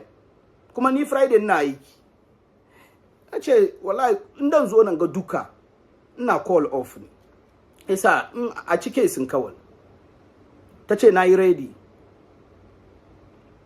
to Allah ya sa wannan rana kuma kamar na sani ni da Sister Safiya muka ti na ce na yi ready ina son in doki lawyer ne ko na represent kaina na ce na represent kaina aka swear na over 3 hours ana cross examine ana min tambayoyi yes but kuma before I start on this day Mr. Shafiq Suleiman appeared before court but the plaintiff did not menene let the record capture fine aka swear na in yes aka min tambayoyi bisa da kasa ka ganni malam da babban kai da babban file na malam pictures dai ga su abin da ya kamata in gwada evidence don ta ce min in zo da kowane evidence da nake da shi da witness da nake da shi kowa zo da shi shi yasa do evidence dun komi yasa da muka je da aka yi case aka kare shi ta ce kaman magana na da dadi kuma na prove don na bada receipt laptop na bada statement upon da suka ba Musa Laminu ya banin nan na baye as exhibits na ba da zage-zagen da ta min na ba da inda ta ce I will not call Apple for any clarification na ba da inda dai duka nake mata mu kira Apple na ba da inda ita da kanta ta yi calculation ta ce I don't understand wadanna ba da weak point yake da points nan na gama duka exhibit na dai da yawa ne she judging ta ce min tun da ita ba ta zo ba ni ba na je abin ga ex-party ba ne ni ban je ex-party ba na ce I take decision in her absence ba ne ita ne ba ta zo ba per se yanda ake faɗi wannan kenan shi sa ita ne ba ta zo ba that has nothing to do with me ta ce kaman tun da ba ta zo ba ni kaina da sai a ci magana shi sa ni make case na malam ga polisai biyu saye malam ga malam ba yi zai bane court ka shiga wajen masu kan jikinka na gudu ne kawai wato kada kallo within 2 seconds hanya sake rayuwanka anyway fast forward time ya wuce fast forward shi ta ce min kaman ta gamsu da explanation na da komi na amma yanzu abin da ya saura ne inda batun social media na da menene ya zo ciki kenan ni wane ne in ya improve ta kaman na deserve $1 million she na confuse she ta ce wai ta adjourn for 30 minutes she one of a lawyers in tennan court nan she biyu suka zo waje na wani ba Indiya guda Spanish guda she ba Indian ne zo straightforward no you have a good case now what you have to do is to prove to the court that you deserve an amount some amount of money she na ce yeah because she defamed me she lied she blah blah well no that's not what I mean what I'm trying to say look listen to me did you go to therapy did you go to any therapy did you see a psychologist saboda aina cikin magana ce yeah abin ya affect na kuma yes ya affect na sosai ban taba sata ba aka sa min sata wai menene ana zage kullu ana kunna kamera ya affect na ni mutun ne wadannan receipt nan kuma na ce ni politics nake yi ina da wani abu ne pedigree na cikin politics da menene kamar yadda nace akwai baba da yawa ai ni ma kowa na da sirri ababen da ni ma nake yi na kaina to dole in len shi be ba court saboda yanzu naga kaman okay ina da good case amma ya kamata case nan case defamation nan ya affect reputation ka ya bar kai wani rashi mai nauyi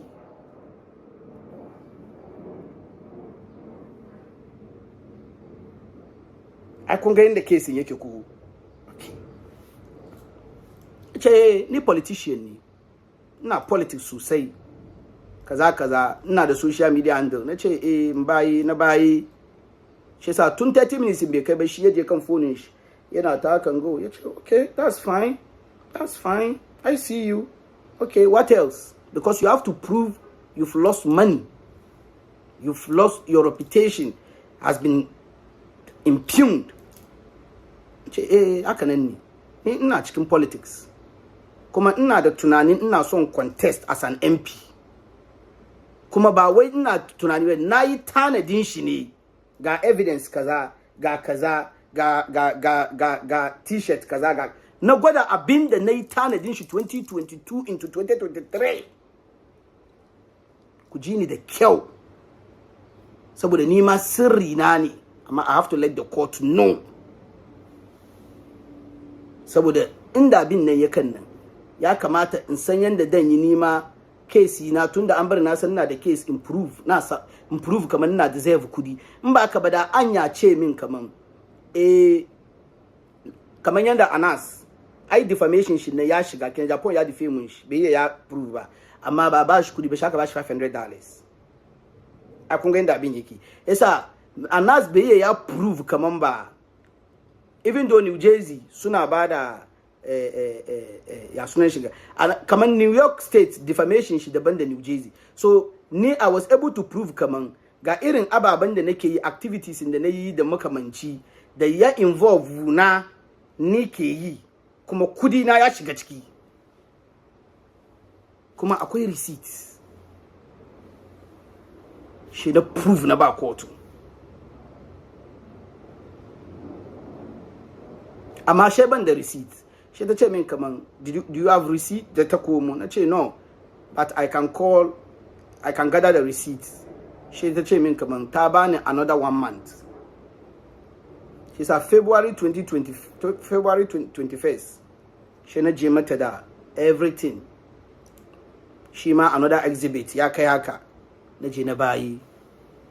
She ta ce to ba laifi. Yanzu court nan ya decide ba. Abinda kotu nan dai decide ya bani da makamanci. Ce to ba laifi. To shin kenan muka zo muka kai wajen judgment.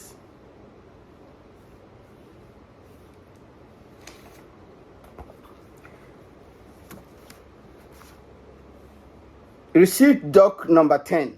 Okay, filed Bronx County Clerk, February 28, 2025, 3:05 p.m. Index number 6246/2022E. Received NYC Supreme Court, February 28, 2025. Supreme Court of the State of New York, County of Bronx, Parts IAS/-22. Suleiman, plaintiff or petitioner against Silver, defendant or respondent. Index number 6246/2022. Honorable Marisa Soto, Justice Supreme Court. Sunan ta kenan Marisa Soto. Sunan lawyer judging kenan. The following papers read on this motion. Mu shiga cikin box nan. Notice of motion, order to show cause, exhibits and affidavit annex. Wai na yi na notice of motion, na move motion si na yi na order to show cause, na yi na prove case na kuma na attach exhibits da kuma affidavits. Answering affidavit and exhibits. This is how the case travel. Replying affidavit and exhibits. Order. Wani anya aka yi cin case inquest. Na zo in person. Na zo aka ci case. Kuma ba S party bane. Attached is the court decision and order after inquest. To ga matakin da court, ga shari'an da court ya bayi bayan evidence da na bayi duka. Evidences da na bayi duka da komi to ga dokan ga sharia ko judgment in the court ya bayi. In kuka zo kasa nan on the right karkashin signature nan kun ga an take case disposed in its entirety. An kare kesin kwata-kwata, an yi wulgi da kesin, an ci kesin an kare.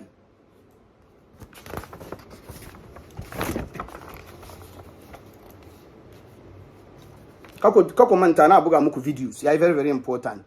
Don na ce muku ko ni da aka bani wanga judgment ban fahimci ba, kuma na gwada muku videos don ku confirm, saboda kuma ku ga abinda lawyer ya gaya min game da judgment ga. Na buga muku video ku samu hankuri. Shi yasa nake sakewa, don in na sake kowa ya karanta wanga abu bai fahimta. Don ba just English bane.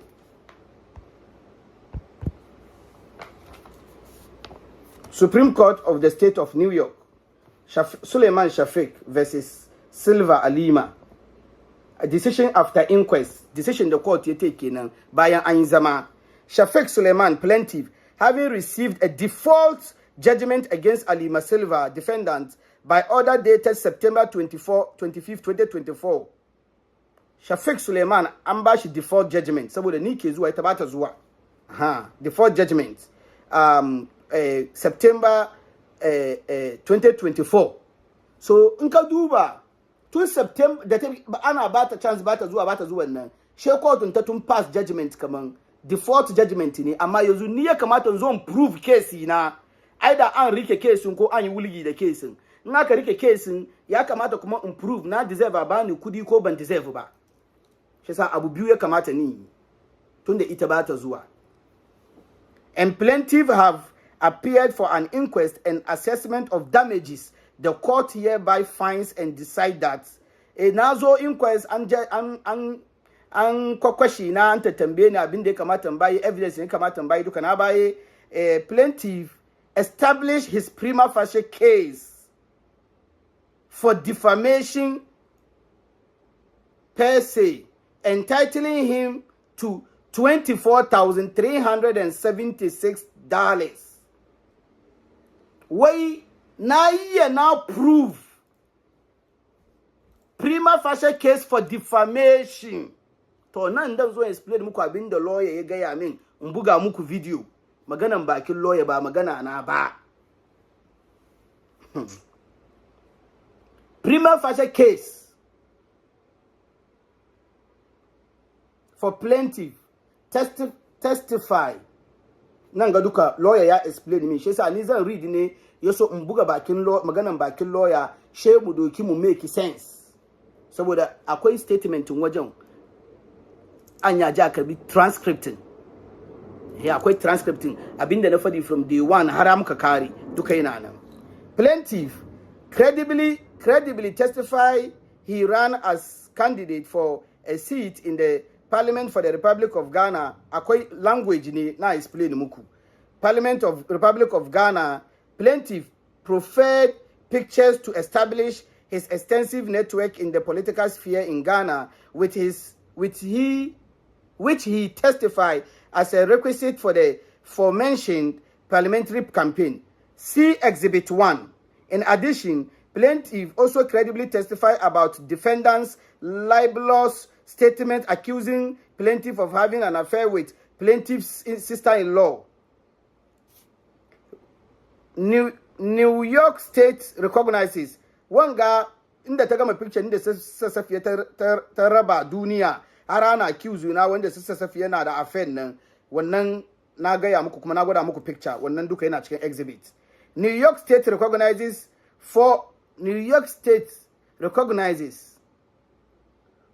established exceptions consisting of statements 1. Charging plaintiff with a serious crime.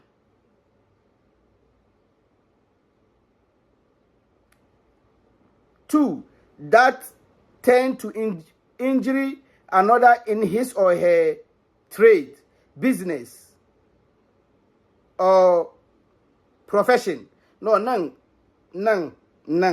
Lawyer Yami explanation yace wai defendant dai zana da su zana suka ce wai plaintiff don ya read duka ya explain min ahinga in na wajen that tend to injury another in his or her trade, business, or profession. That plaintiff has a loathsome disease, IV,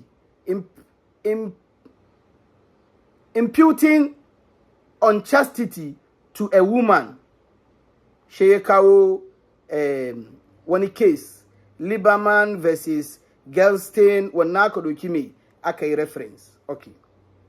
Ga abin da ya faru. Kamar yadda nace na buga muku maganan bakin lawyer.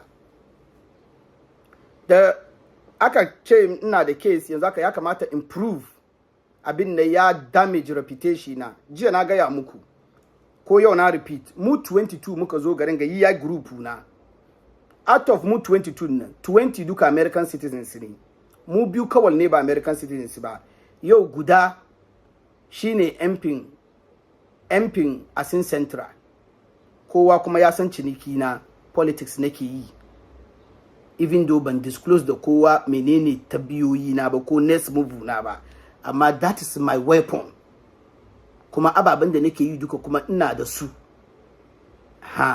Shi sa ni na gaya da court kamar nazo in wanke sunana ne saboda ina da shawon cewa kamar ina son in contest parliamentary seats. Saboda shi ina son wanke sunana. mba ka ba ya affect na saboda irin masiyatai kamar su Nino Brown shi sa abin da ya kawo ni kenan.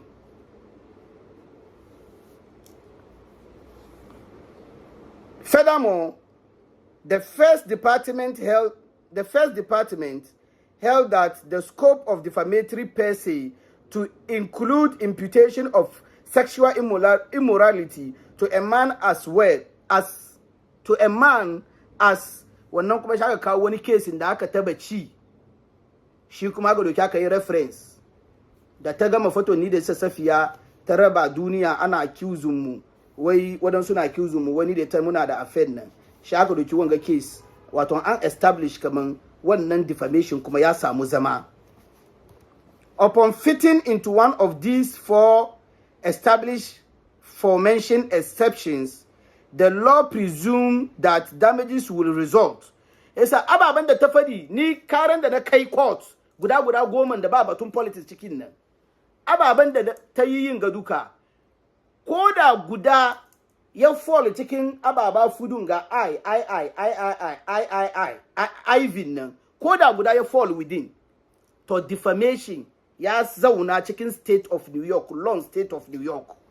Ko da guda ne.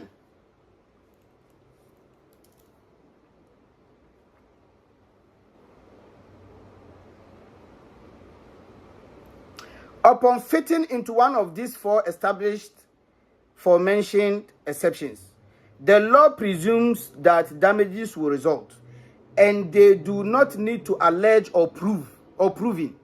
Once gudaya riga ya fall, ban needing explain komi kuma defamation ya zauna. She ya kawo wai Lieberman versus Menini as authority. Plaintiff argues that the defendant's defamatory statement lost him the parliamentary campaign in Ghana. Na buga bakin lawyer kakudamu na sa abin da nake yi. And 6 damages for expenses plaintiff believes to be associated with the campaign.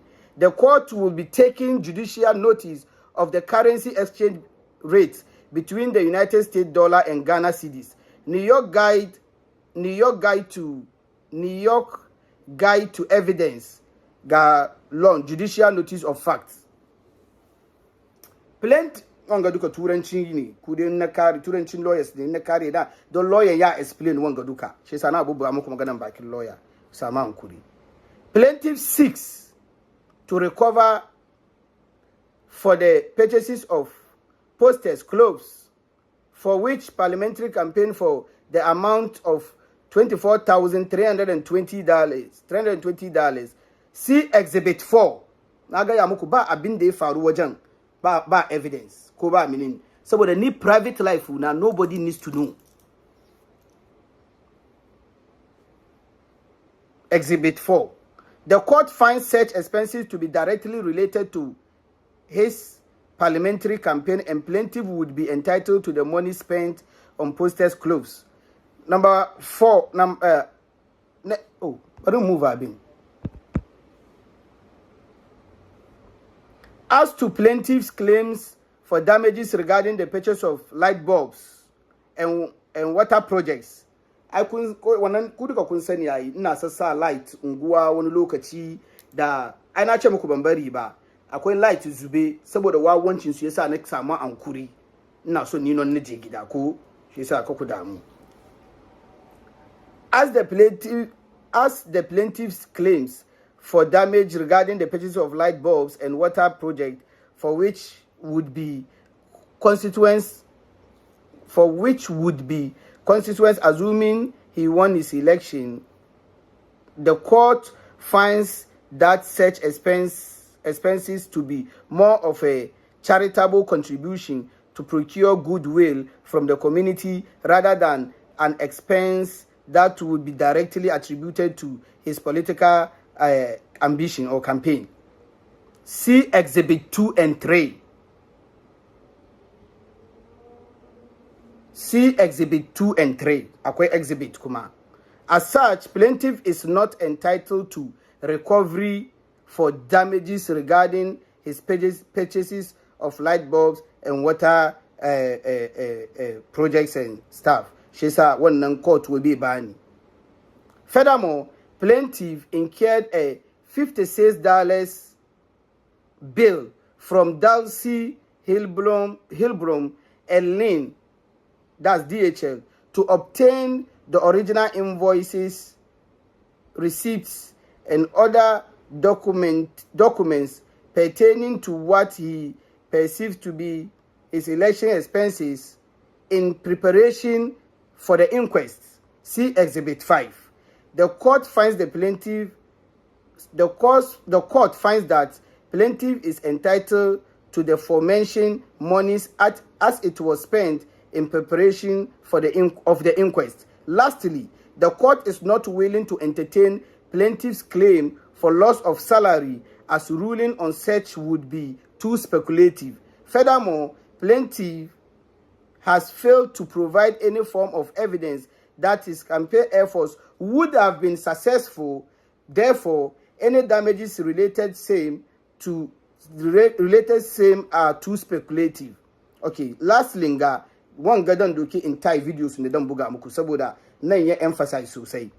Judgment is rendered in favor of the plaintiff against the defendant in the total amount of $24,376. The clerk is hereby directed to enter judgment in the total amount of $24,376. This constitutes the decision and order of this court, dated February 25th, 2025. Judge Marisa Soto. Lastly, so abin da ya faru ne kamar yadda na gaya muku, ina da personal life na da ba kowa ya kamata ya sani ba.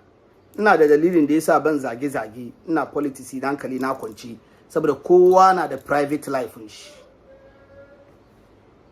Shi sa wanga defamation ya bata min abinda nake da tunanin in yi. Ai ni ma sacrifice ne nake American citizen. Ai mutane na American citizen suna sauran ababa ba nan dan fadi ba. Kun sani ana karban ababa kanana ana musa abinda kowa ke yi. Ya ni nayi ban samun kudi ne. Amma ban yi ba. Saboda ni ma abinda ke hankali na ne in yi politics na, ko ba haka ba. Aha. Kuma ababen da nake yin nan ina da nawa tunani daban, manufa, which is my private life. But in da yanzu na kan nan, it is the onus is on me improve kaman ababen da ta yi ta bata min suna ya affect na reputation na. Kuma na ba court video Nino Brown da bakin shi ya ce ai kun ga mun same shi wani rana an doki transcripting, wani rana in ya wanga ya ce ya je contest wani mun doki mu zuba mai yayi mata sata. Video Nino Brown ya fadi yana hannun court kamar exhibit na ba su yana da yawa, ba duka na ba su exhibit bai karya ba, ya kai 22 amma kamar 4 ko 5 ko 6 suka gwada nan. Aha, duka na cikin exhibit da na bayi. Shi na ce ai sun gani na aka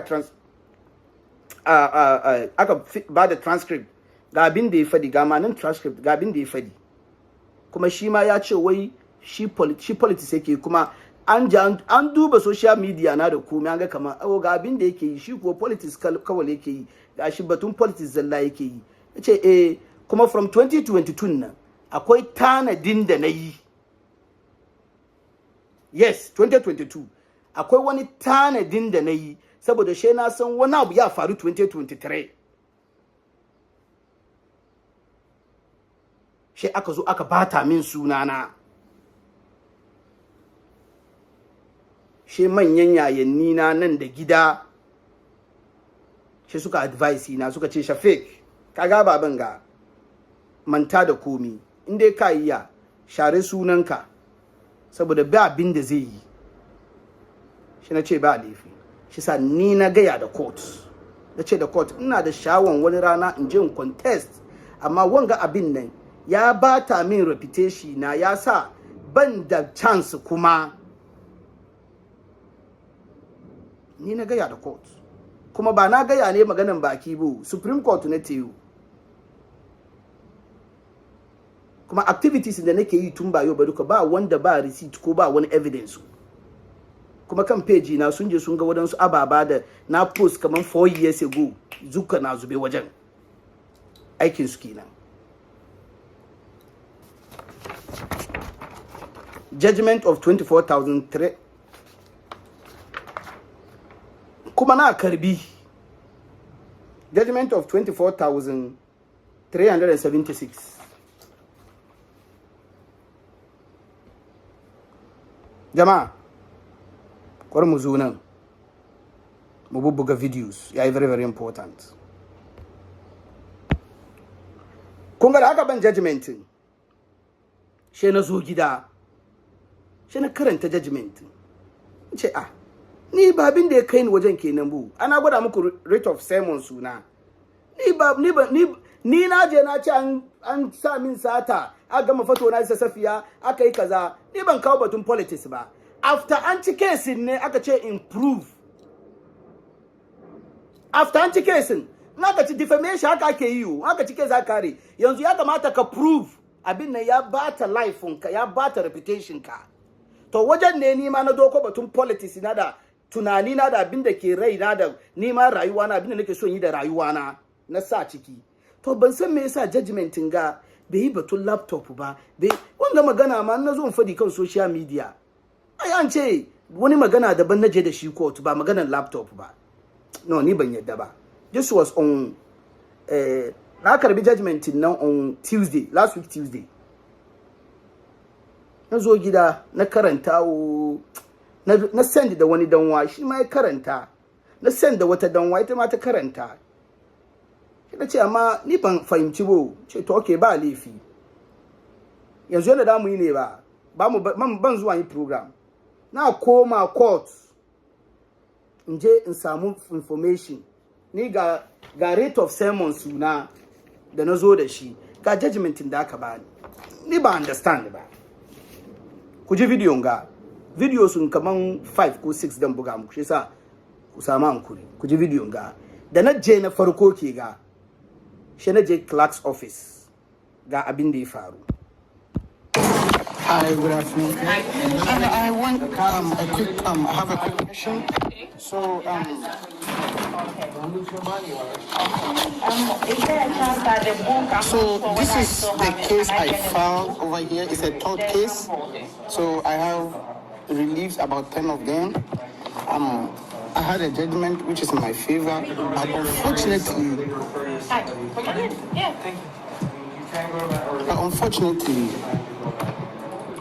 the reliefs I have here is not mentioned in the judgment, so I'm a little confused. Okay. That's why I wanted to see if I need to speak to someone, either. You didn't speak to the judge that day? You don't have a lawyer? No, but I was there and presented the case, everything. You know, I provided all my exhibits, everything, the receipts and everything. So I'm not understanding, even though it went in my favor, it's like... So you won your case? I won it, right? So what's the problem? The problem is that this is about defamation, about fraud, but the judgment didn't make mention about any fraud. That is what I don't understand, whether it didn't mention anything about fraud. So what did you want them to... Did you want money for the fraud? Yes, I mean, compared to what I requested, I'll get something small, it's fine.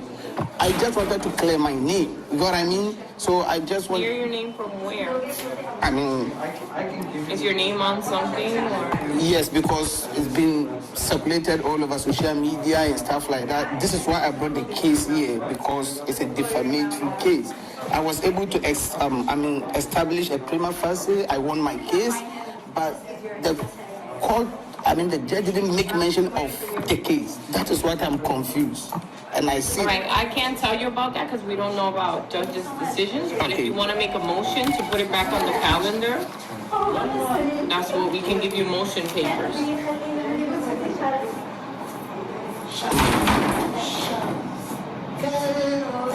There's nothing further that I can't interpret or read. Oh, read. No, Okay. because I am not a lawyer. We're just clerks here. Right. So if you need something further, you would have to either consult with an attorney that Exactly. can look at it. Yeah, if I can do that. Yeah. We have attorneys that sit here in the building Monday to Thursday. Maybe Yes. they can look at it and tell you what's best to do. Right. That's the time. Okay. Right. We also have a legal referral list.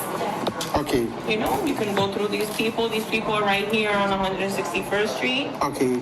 If you want to go there, and they maybe can look at it and interpret it and tell you what you can do moving forward. If you want to put it back on the calendar, they might, whatever advice they have to give you.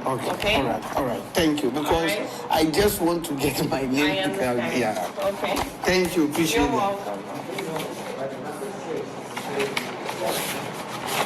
789.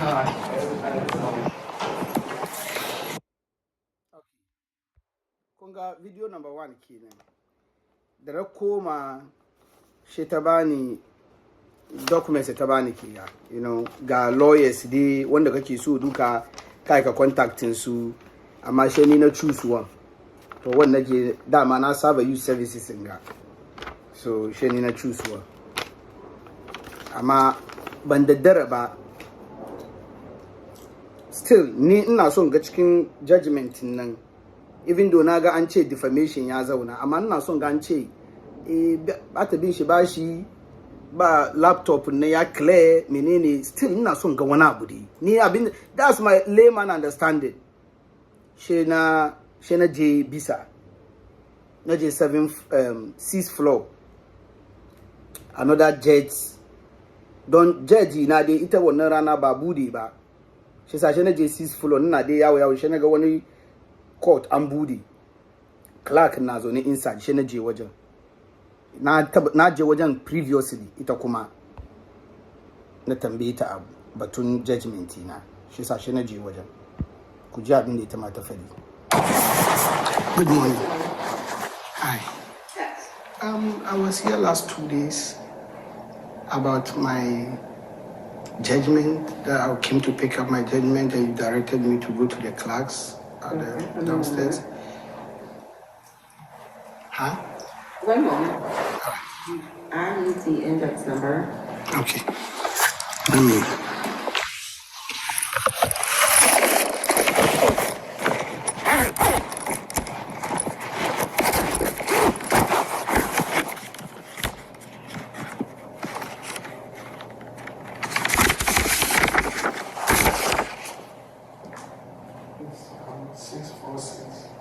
I'm sorry, 6246/2022.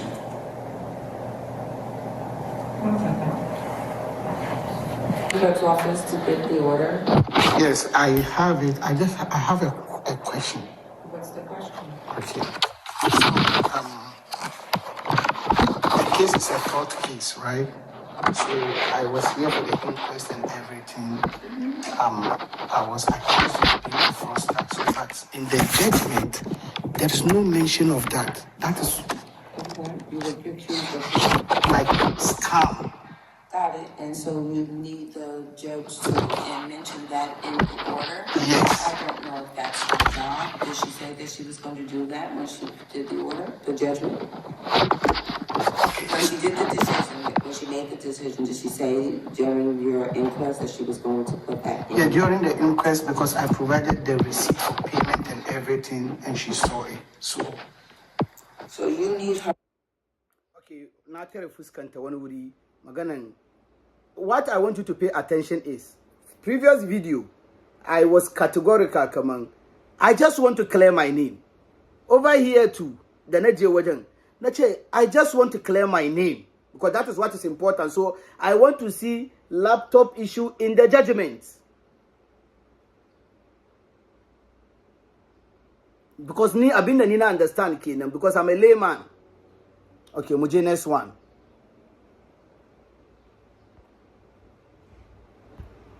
She naje wajen lawyer, naje na ya appointment.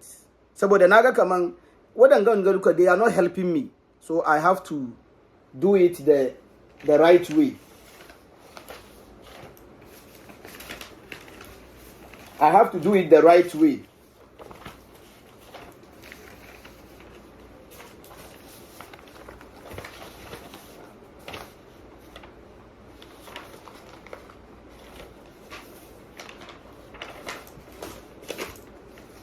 Okay, old one ngana use one ama na neman da new one nan ne.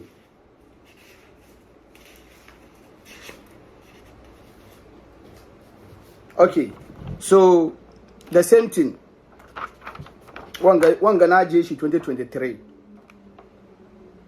So Bronx County Bar Association Legal Referral Services. See, I agree. The beginning, the undersigned Shafiq Suleiman C agrees to pay in advance $50 cash to the Bronx County Bar Association for a consultation with a lawyer of the referral panel for up to 1.5 hours. Got date to 15th May 2025. Ga suna lawyer na share sunan lawyer nan da menene na share duka ga esquire wajen na share because ban seek approval in su ba but on receipt na ne so shi naje wajen lawyer just for you to know kaman na je ne aka bani interpretation judgment da na karanta muku nan. This was on the 15th sakaran jiya yau 18th. Kuma ba first time mun je consultation ke gaba ga gudanan. Kuka duba wanga kuma da naje consultation wanga 2023 suna nan da yawa na je consultation dewa ga documents banda time ina bibbi cikin documents ne ga documents ke ga banda time ina bibbi ciki duka documents ne ga laptop komi ga shi ga wadansu kai ga wani ma abin ga sermons da aka kai mata guda ma gashi nan magani ma ba ma kasu ban da time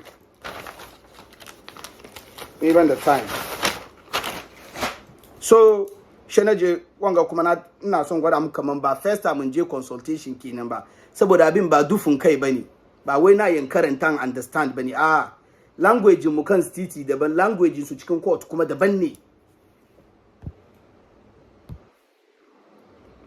Number 1, ku pay attention to ni concern na ku pay attention kuma da answer da lawyer nan ke ban. Yes. Well, you got a money judgment for $24,000. Yes. What else do you want? Okay. See, so tell me. Okay, so what happened was that You want more money? no, it's not even about the money, it's about my reputation. Kunji abin da na fadi ko ai kunji ba batun kudin bane o. It's about my reputation. In dai wanke sunana don bukata na ya biya saboda ni ina fama da kaina ne. Sunana nake son wanke kawai. To ya bada answers ku samu hankuri. All right, go ahead. Okay. So I Didn't even discuss it. yes, it's all about a laptop that the defendant accused me of scamming her credit card. How'd you get $24,000? What happened? No, she gave you $24,000 for slander. Yes. That's how you get credit. You get money for her slandering you. Yes. So what else do you want? This is dealing with all the stuff she said bad about you. Yes. I just gave you $24,000. Yeah, but maybe that's why I want your professional advice. I'm telling you, but look, New York Slander recognizes slander per se. Okay.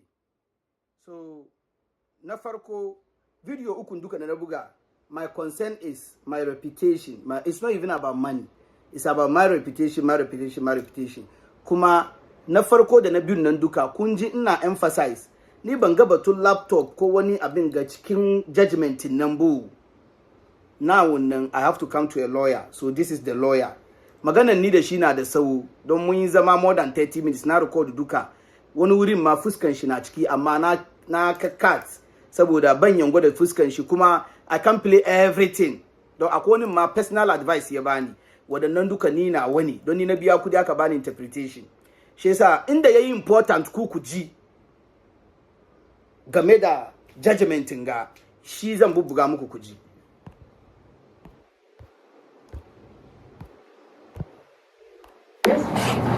Not going to get loss of salary, as ruling on such would be too speculative. But she gave you $24,000. That's not bad. What do you want, $1 million? No. Well, I said. What else do you just tell me? What else? Okay, that's do you want? exactly what I'm trying to explain. So it's all about a laptop. That brought the whole issue. I paid off. These are the receipts. I gave it to the judge during the inquest.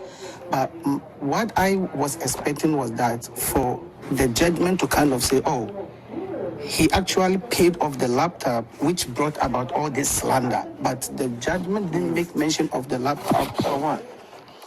It says that she committed slander per se.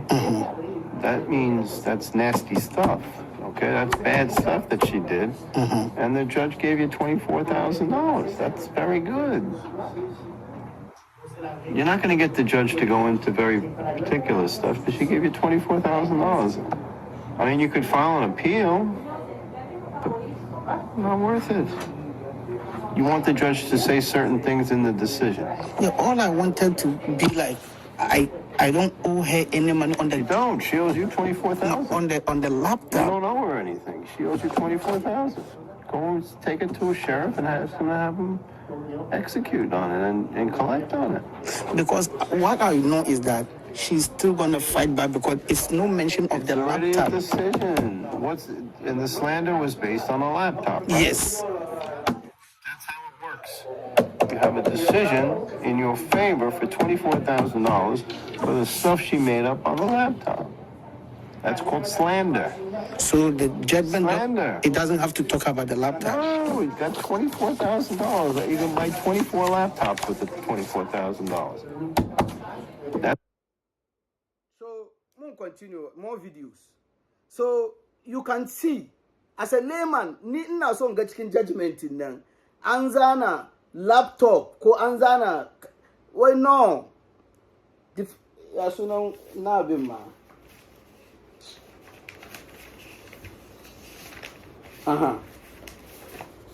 Na buga muku, ya continue, ya buga muku.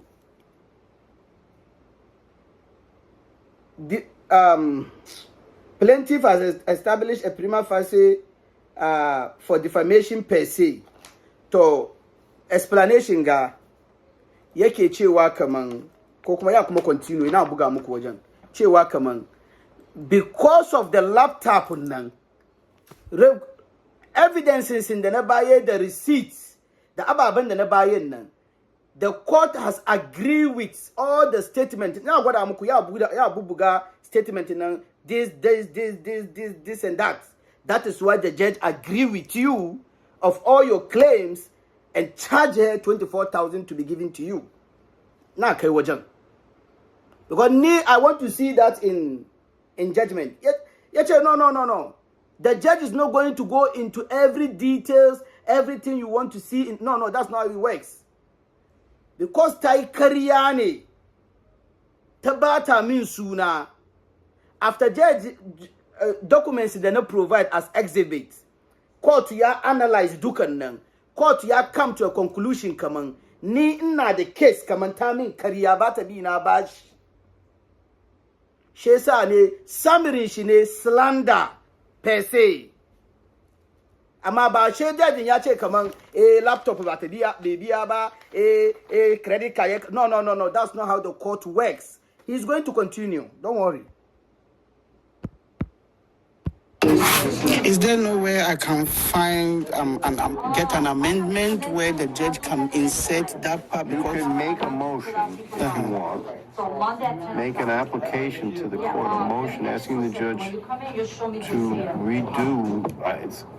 It doesn't happen very often. I don't think I've ever seen it.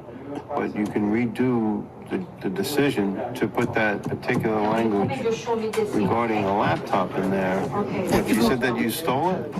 She said that I stole a credit card. If anybody in your politics world brings it up, you say, no, I got a judgment against her because for $24,000. But this looks like it doesn't look like anything. Looks like you won your case. You say no. I sued her for slander because she made false accusations, and I won $24,000.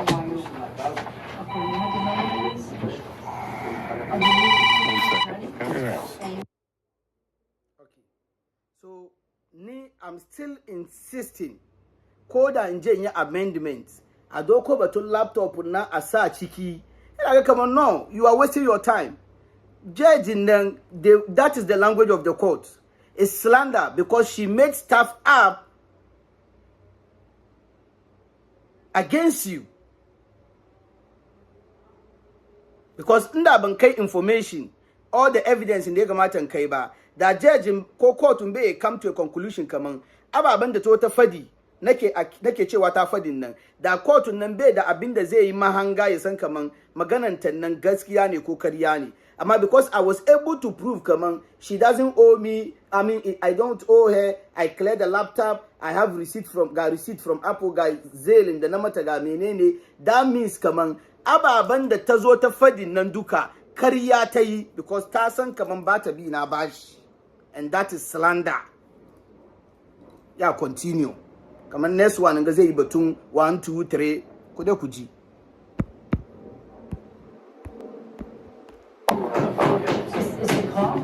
If anybody asks you, you just say, I sued her for slander, and I won. She made it up. It wasn't true. And as a result, I got a judgment for $24,000. It says so in the decision. For slander. Okay? As long as they know what slander is, you sued for slander and you won. Yes, you have to spin it the right way. You have to say, she made accusations against me. I sued her for slander, and I won. Okay. Big time. Okay. In other words, I can file a motion to see if it can be. Yeah. I don't know if that's going to work, but you can try. Or you can speak to the court or maybe send a letter to the judge. I don't know. They're probably going to want you to make a motion, but maybe try to reach out to the court. But the slander, it talks about slander in here. Slander is, where's your complaint? That's my complaint. Yes, so here it is, everything. And the judge gave you a decision, a favorable decision. Favorable decision. If anybody asks in your political world, look, this is what I sued her for Facebook, defendant, all this stuff, and I won. Okay. Okay? Okay. The decisions don't generally go into very great detail on all the causes of everything. It gives you something like this. She's very nice. She gave you something good. Yeah, I'm happy. But from you look at your complaint. You have all your allegations in the complaint. Right. And the judge agreed with you. You got to spin it the right way. Okay. All right? All right. I sued her for slander. I said this, and this. And this, and this, and this, and this. And the judge turned around and she gave me a nice decision for $24,000. Okay. All right. Appreciate that. You're welcome, buddy. I'll post the video on Gaduka. I'll post it. But I just want to give you the clarification. When you unkuga jabin da ya fadi karshen nan from the beginning duka. Don video ni da shi na da sau kwarai yana da sau. Shi sa amma I can't play akwai inda na tilt na samu fuskan shi ciki da makamanci but banyan show but inda yayi important kenan kunga ni I insist ina so in ga an sa laptop credit card. No, judgment doesn't normally go in details. This is your sermons and complaint. This is your judgment. So when inda na je duka kama abinda nake yin ga ni na wani ce muku ni ba batun politics sai kai ni wajen bo ni ga case na ga sermons na and complaint na ga gashi nan this wajen ku ga yana buga computer abin ga table yana this in this she bude paper.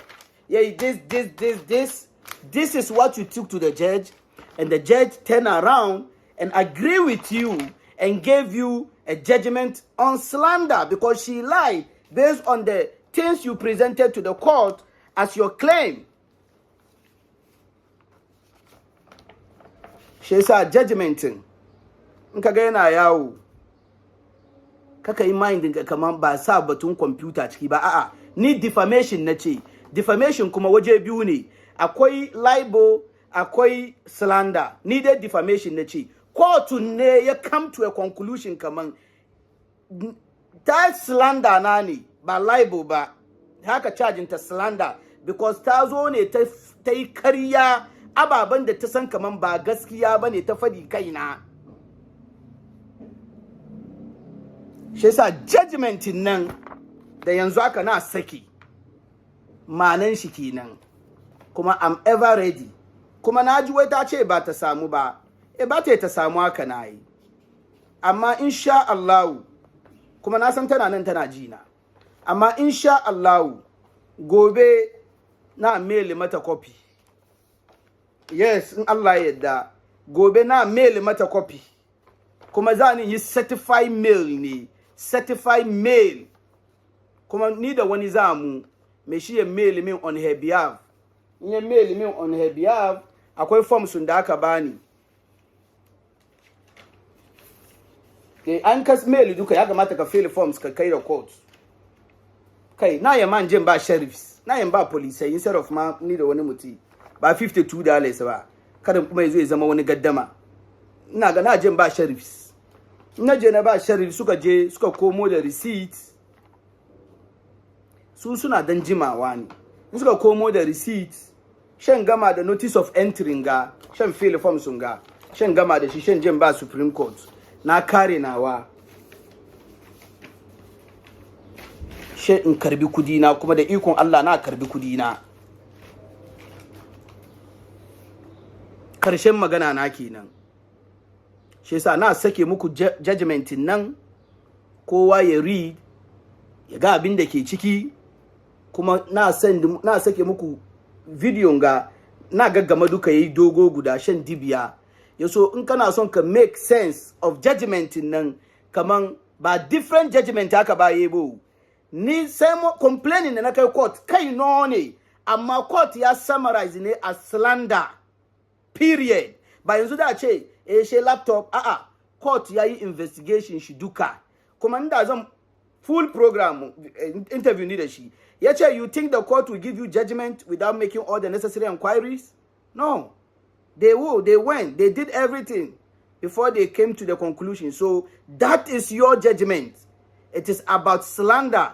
If she didn't say anything bad against you or whatever she said was true, you wouldn't have gotten a judgment in your favor.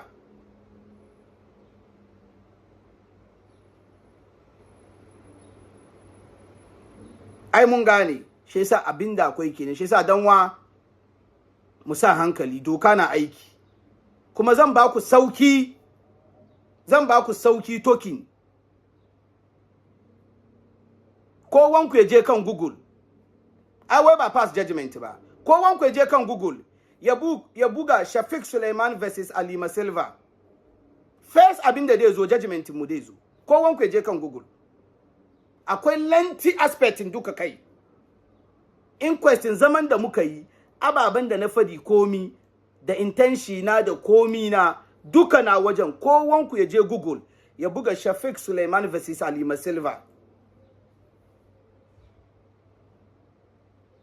kowanku ya je Google I will pass judgment ba this common thing they couldn't even do amma suna kan social media wasu abansu su suka san turancin duniya suke da ilimi kowa ya je kan Google Shafiq Suleiman versus Alima Silva kaga kare komi Shafiq Suleiman versus Alima Silva first thing in the day fito kenan case ni da ita ya zama doka duniya Supreme Court na tayo yes ko Ghana an doki case mun ga ci case Ghana until an overturn case kuma ina zaune nan ina giran appeal ina zaune saboda wai police sun yi kariya ba su savunta sannan kuma yawo da take yi Ghana tana dibiya manyan videos ana manyan party ina da duka abinda ya hana ta zo ai ba wai da ka je appeal an bude case ba no you have to make your case ni man nan nayi tanadi ni important ni ba kudi ne important bo ni sunana da aka bata nan ne amma alhamdulillah an wanke ni saboda ga lawyer kuna jin lawyer na fadi karai is because of this you took to the court that is why she's charged slander ba saboda batun politics da yazo daga baya bane saboda ni ba politics ya kai ni wajen ba ni case na ke ga daga baya ne aka ce yanzu improve kuma ba abinda na kai wajen na yi wajen nan ba da evidence ba pictures receipts original komi ba abinda ban yi ba saboda ba komi zan yi ina kawo kan social media ba kowa na da personal life shi to amma da ikon Allah yanzu yana annun court because I have to redeem myself I have to protect my integrity shi yasa duk banzan da dake cikin American da dai zana wani wuri ko dai kira ni barawo wallahi karshen ransuwa na kai ka court saboda ai ga judgment in Supreme Court ko an ce wai ni ba barawo bane ba ta bi na bashin komi ni ke binta bashi saboda na ba da receipt da komi na baye aka zauna aka deliberate aka kaman gaskiya ne bai binta bashi ba ta bin shi bashi amma ita ne mun ta je ta mai karya an pass judgment kowa ya je kan Google Shafiq Suleiman versus Alima Silva yana cikin record duniya na je court na represent kai na ba judge ba lawyer Supreme Court kuma na win kuma ina expect appeal saboda ni maganganu ban yi maganganu na kare bu saboda na doki information na support fraudunta na ce tana so ta kai ni court ne saboda ni ban san bata da home care agency ba na sa ban kare ba kai gashi ina zaune daki nan ga last year is it November ina zaune na samu letter suna na ke kan envelope na bude Alima Silva menene to ga abin da ke kai United States Bankruptcy Court Southern District of New York 1 Bowling Green downtown kenan Lower Manhattan in reference Alima Silva na social security tabin ga da wai me social security / taxpayer ID / employer ID / order menene ga case number blah blah blah blah chapter 7 social security na share last phone na share ga reason da yasa aka aiko mata statement of presumed abuse the United States trustee has reviewed all materials filed by the debtor and has determined that the debtor's case is presumed to be an abuse under section 707B filed by U.S. trustee, filed by Annie Wells on behalf of United States trustee, Wells Annie. She said, wanga an aiko min copy ne saboda na sa information na cikin SBA loan ta nan ba ta guarantee da aka approve ta 100,600 inji to ba ta samu ba ni dai ban sani ba ni ina zaman zamana aka aiko min letter wai ta file bankruptcy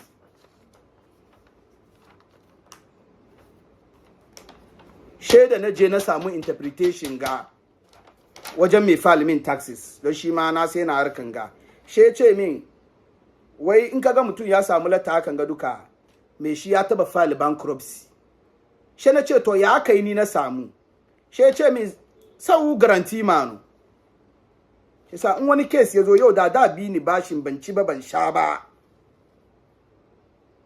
shi sa ni ina expect mu koma court appeal saboda ni wadan gama ganganu duka ya kamata in clear sunana don ni ban san bata da home care agency ba ban sani ba ni na dai file mata ne na doki information na kara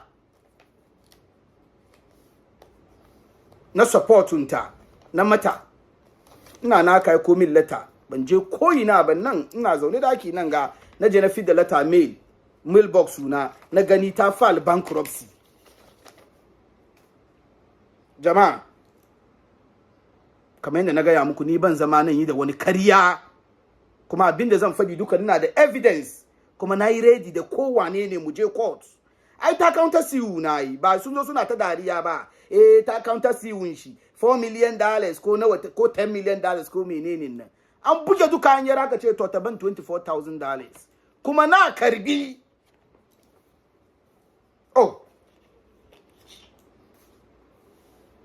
duka na cikin abinda lawyer da naje na zauna da shi na buga duka na cikin abinda ya gwada min yanda ake yi duka ya gwada min yanda zan yi duka shi yasa wannan yasa na ce muku wani baban advice ya bani shi yasa ya kamata in bar shi ajiye kowa ya je kan Google Shafiq Suleiman versus Alima Silva it is there and pass judgment the case has been thrown out in entirety shi yasa ku gaya da yaron banza Nino Brown nan yayi magana ina da video saboda ko shi na jagwaiwan shi ina da video da yake cewa kaman wani rana ya je dai contest wani she mun yi mai barawo menene video na karbi transcript shi na bayi ina da video ka da komi duka nan na handling ka ai abinda kai ka bari mana kai ka taye ni kwana o kai ka kara taye ni kwana ce ha okay in kai maye ne to ka bar ni lafiya to na wanke kaina kuma wanda ya gamu da ni duka wai ka taba sata ga sermons and complaint na ga verdict na karbi te da shi je gaba ko lawyer explain ma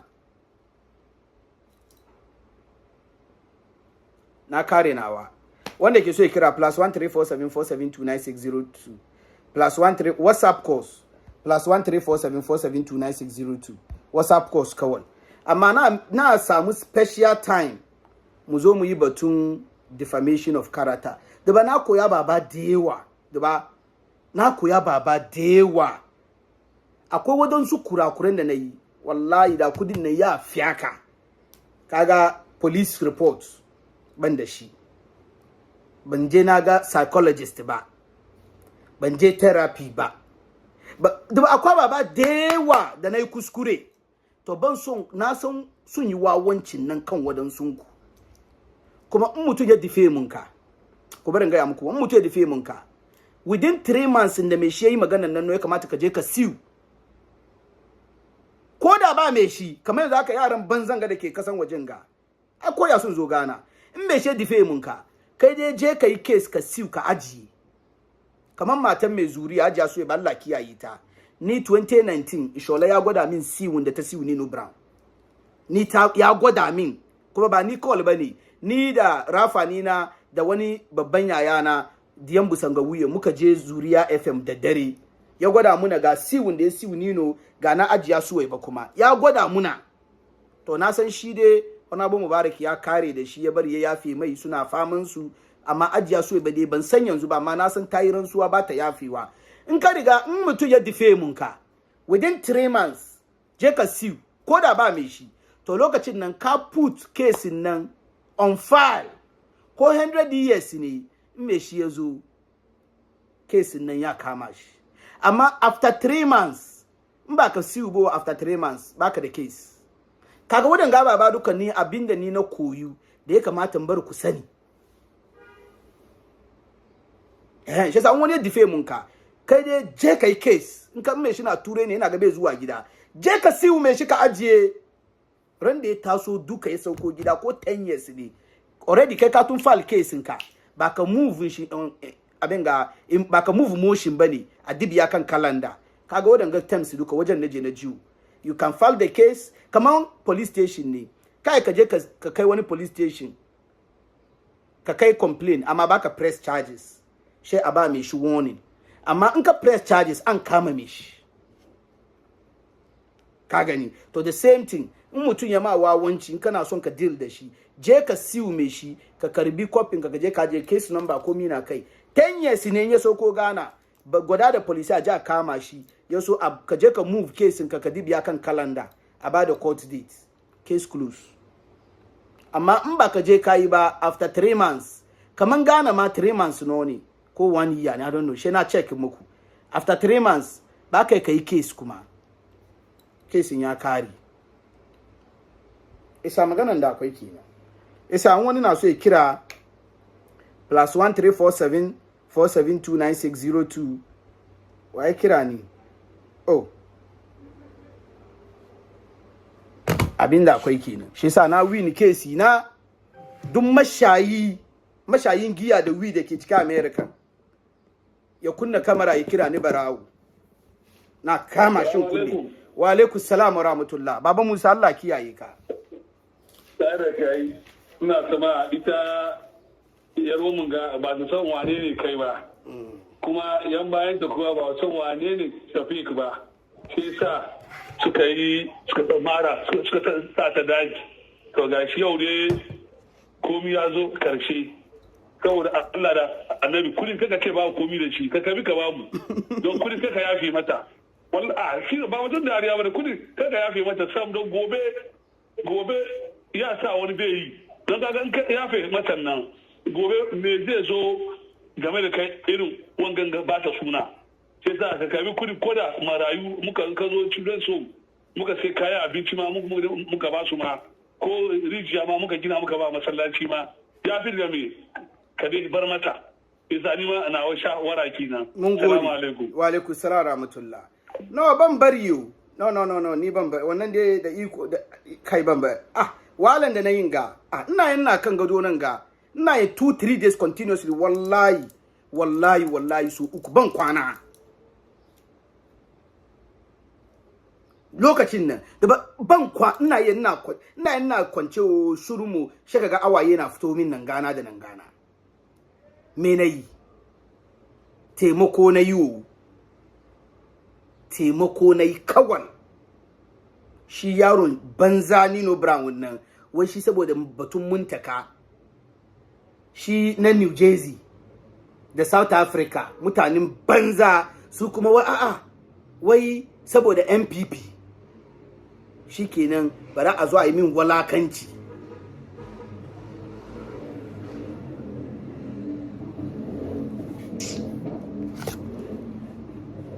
wanda yake kira ya kira WhatsApp call ne +13474729602 abinda akwai kina na karbi baba Musa kaga damu na karbi na wahala rough bagan na advice mutum kana da kudi doki lawyer muna ku zaune she mun doki lawyer she muna ga kamar lawyer ya charge mu babban kudin nan wallahi ba karamin aiki bane for you to even know the right papers to file at a particular time ma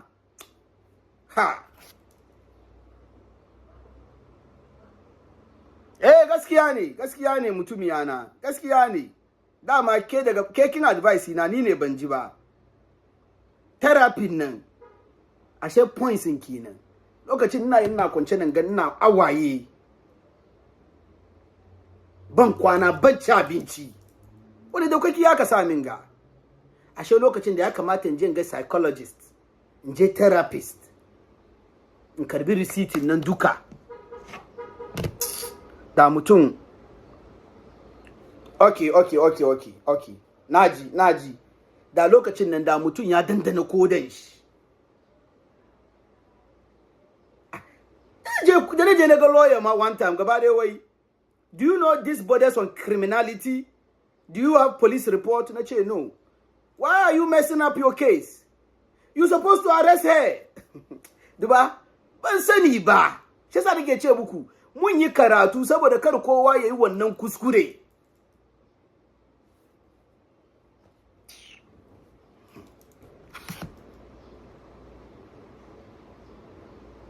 shi yasa kesin nan dai asa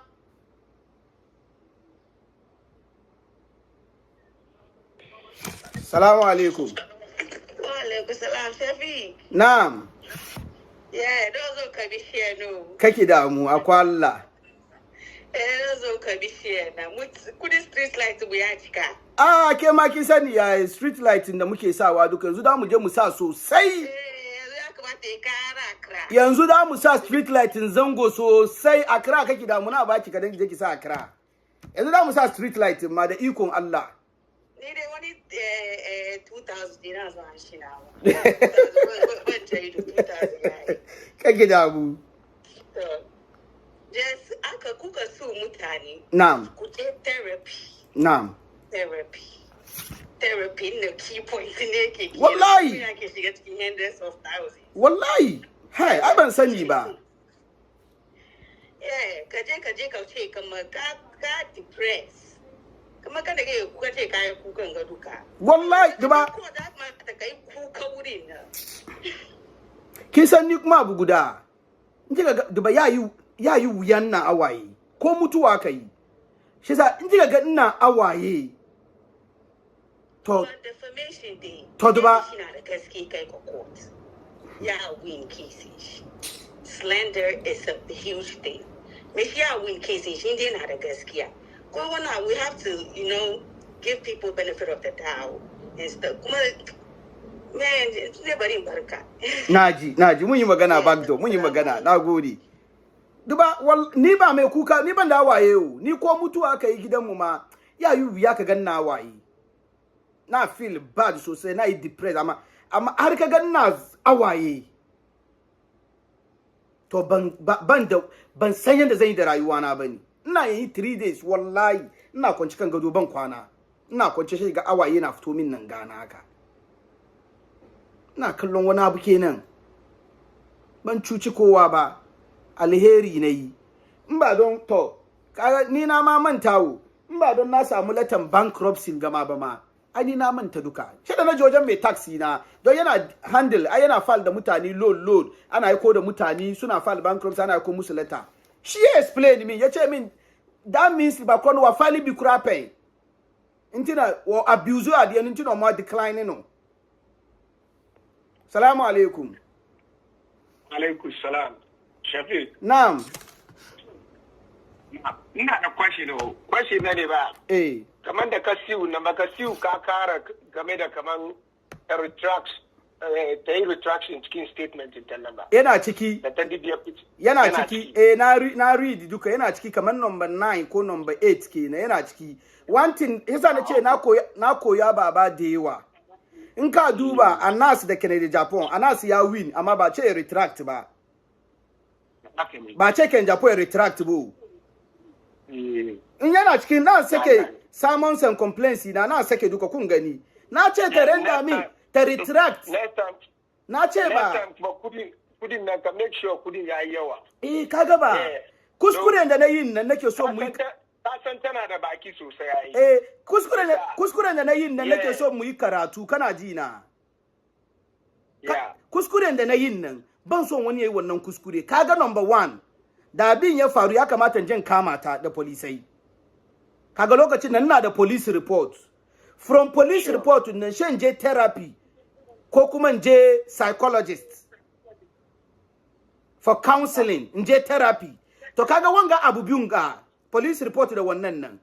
And no way kudin nan dai kankani. Kuma one lawyer ya gaya min kuma this is not the first time. Na taba accident 2016. Wani accident na yi. Lore na ya malkwade ne.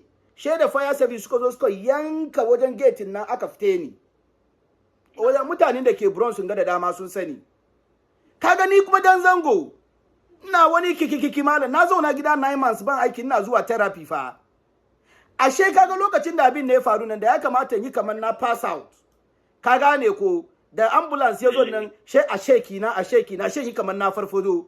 ashe kudin kenan to wanga trick lawyer ya gaya min lawyer sina daga Manhattan turawa ne yahudawa amma still wannan ma still ka samu kudi kai oh na samu wani abu kadan ba na samu wani abu kadan ba but kudin bai yawa ba kasan lawyers kuma na karban 33% ai amma su suka ce min ba dai kasan gariga wai last time mun faint in fake faint kamar na faint ko kai boli jiki ko yi boli jiki na Allah ma albarka kudi kenan shi yasa ko wangan ma ina da wani pending yanzu haka to ko wangan nan ma lawyer no da na je consultation lawyer guda ya ce min wai ban da police report ban ga therapy ba ina da good case amma ba wani kudi dan samu ba kaga lokacin kuma ni na tun falo cikin neman tambayoyi na dai na abu ya shige min dufu ne na je wajen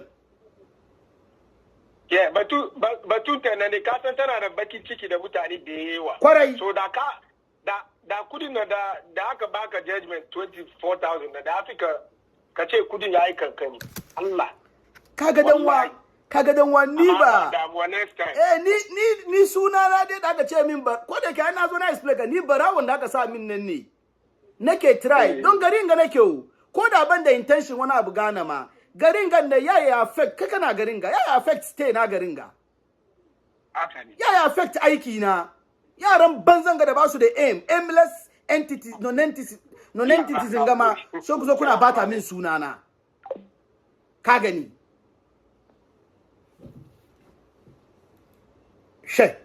she sa wanda ke son ya kira ya kira other than that na tashi in the next an buga nawa 241 kenan yau mun yi kokari mun yi shi a little short na kare video nan na yi shi joint guda shin post muku kun make sense of abin da lawyer nan ya fadi kun gani da kaina kuma ni ina insist ne ban ga laptop yace no you are not going to see everything the judge is not going to go into details no answer defamation ne ta slander ta bata min suna because evidences da na kawo da abin da na gwadan nan court yayi amanna da ni case na kamar ni ke da gaskiya amma ba zuwa kuma a ce kaza an yi shi once and for all slander don ta yi karya ne false allegation ta bata min suna ta kare ta doki fato na da sisa safiya ta raba duniya ana muna accusation muna banzan accusation da makamanci kesin duka kenan yasa jama'a na bar ku nan ga ajiya safiya Allah baki hankuri ba ni ban zauna nan in buga sunan wani don in tujara wani kun sa wani kunya ba muna kenan ba na zauna nan ne in yi komi dilla in wanke ki saboda kar wadanda ke da pictures tun ba yau ba da suke da wani tunani su san kaman abin nan ba haka bane shi yasa ni ban zama nan in yi magana wai don in bata da wani suna ko in kawo private life wani no abinda na fadi duka na fadi ne da sanadiyan cewa wannan ne abinda zai wanke ki ko zai wanke ni saboda akwai abinda yasa wani ke yi bari a yi ma zamba yasa ya kamata in Allah ya sa aka wanke kan nan ya kamata a ce da mutane kaman abin ga yasa ni ma aka sa ni ciki don ni batun laptop ma ni ba ni ciki ni ban ci ko 1 CD ba ko $1 ba amma an kare an gama foto na to ga sanadiyan da yasa aka gama foto na saboda a clear wajen nan saboda ba kowa ya san kaman picture nan ba gaskiya bane wai bad rumor travel with the speed of light amma abin kirki wake duba inda ina zaune ina zage ina sharri ne da yanzu mutanen da ke kai sun kai 2000 amma da yake alheri ai suna aikin banza suna bata suna na ai ana cika waje ai amma da yake wajen alheri ne da ya kamata in wanke kaina ai amma ni kullun ina da magana na ni dai in san na wanke kaina kuma takadan na yawo duniya kowa ya google Shafiq Suleiman vs Halima Silva na kai ta court kuma na winning ta Supreme Court shi yasa ina gira kuma ni na yi ever ready kudin nan da ikon Allah na karbi kuma na bata challenges da yawa kuma na prove muku ana save ta bata zuwa kuma ni ba ana save na bane kullun ni ke bi in je tambaya me ke tafiya saboda ni ne lawyer kaina inda ina da lawyer ne da lawyer nan aikin shi kenan muka doki lawyer ba mu san hidiman da suke yi ba da aikin lawyer kenan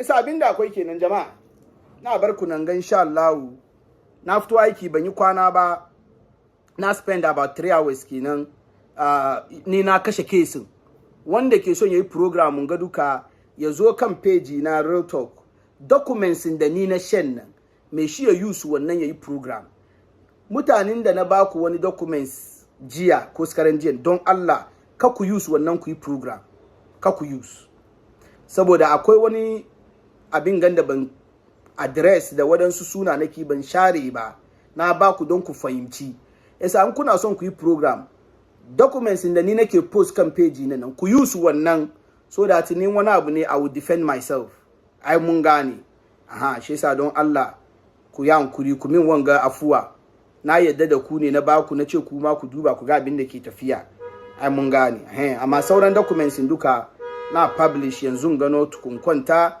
insha Allah da video dai na san later na gama video nan duka na gama 1 million na gama kidminad kana confuse su dawo na gama videos nan duka yayi dogo guda she in dibiya muku in kuka jin nan kun ga kamar ni interest na ne in share suna na ba ma batun kudi bane amma kuma kowane yaron banza da zai kunna kamera especially yana American ya kira ni barawo to na wannan rana na doki lori in je in bara kama shi in kuma yana wani state ne ina da Supreme Court judgment this is America ana ya ga wani Taliban a zauna nan a kira a bara kama mai shi yaso a kuma deport ina nan ga da kira state ka ne in fax musu in ce ga abin da kamin a nemi min ka kama ka mewa da kuma waya je da hajiya mulki court ku ta mai kariya 5 years visa shi yasa abinda akwai kenan jama'a abinda akwai kenan ku bar mu rufa da juna asiri ku bar mu ta masu yawan sanyin alamari zuciya da yawa bai da kyau na san komi ban daraja kowa na zagi kowa na fi karfin kowa kaman ba mutuwa ba shi bane mutum kuma ya ma alheri ka show appreciation kaka nemi ka biya mai shi da mugu kuka zama yaran banza kuma da baku da bukatan yi duniya bukatan yi da kanku ku bar shiga sugulan mutane kuna shiga fitina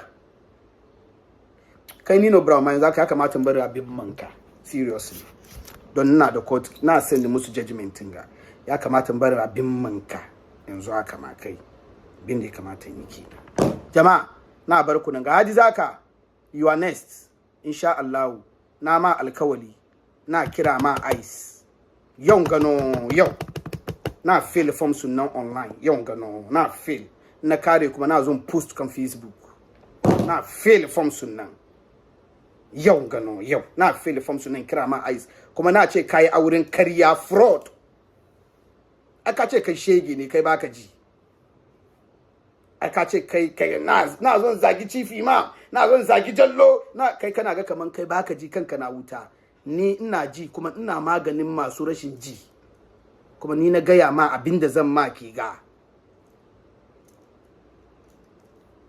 assalamu alaikum warahmatullahi wabarakatuh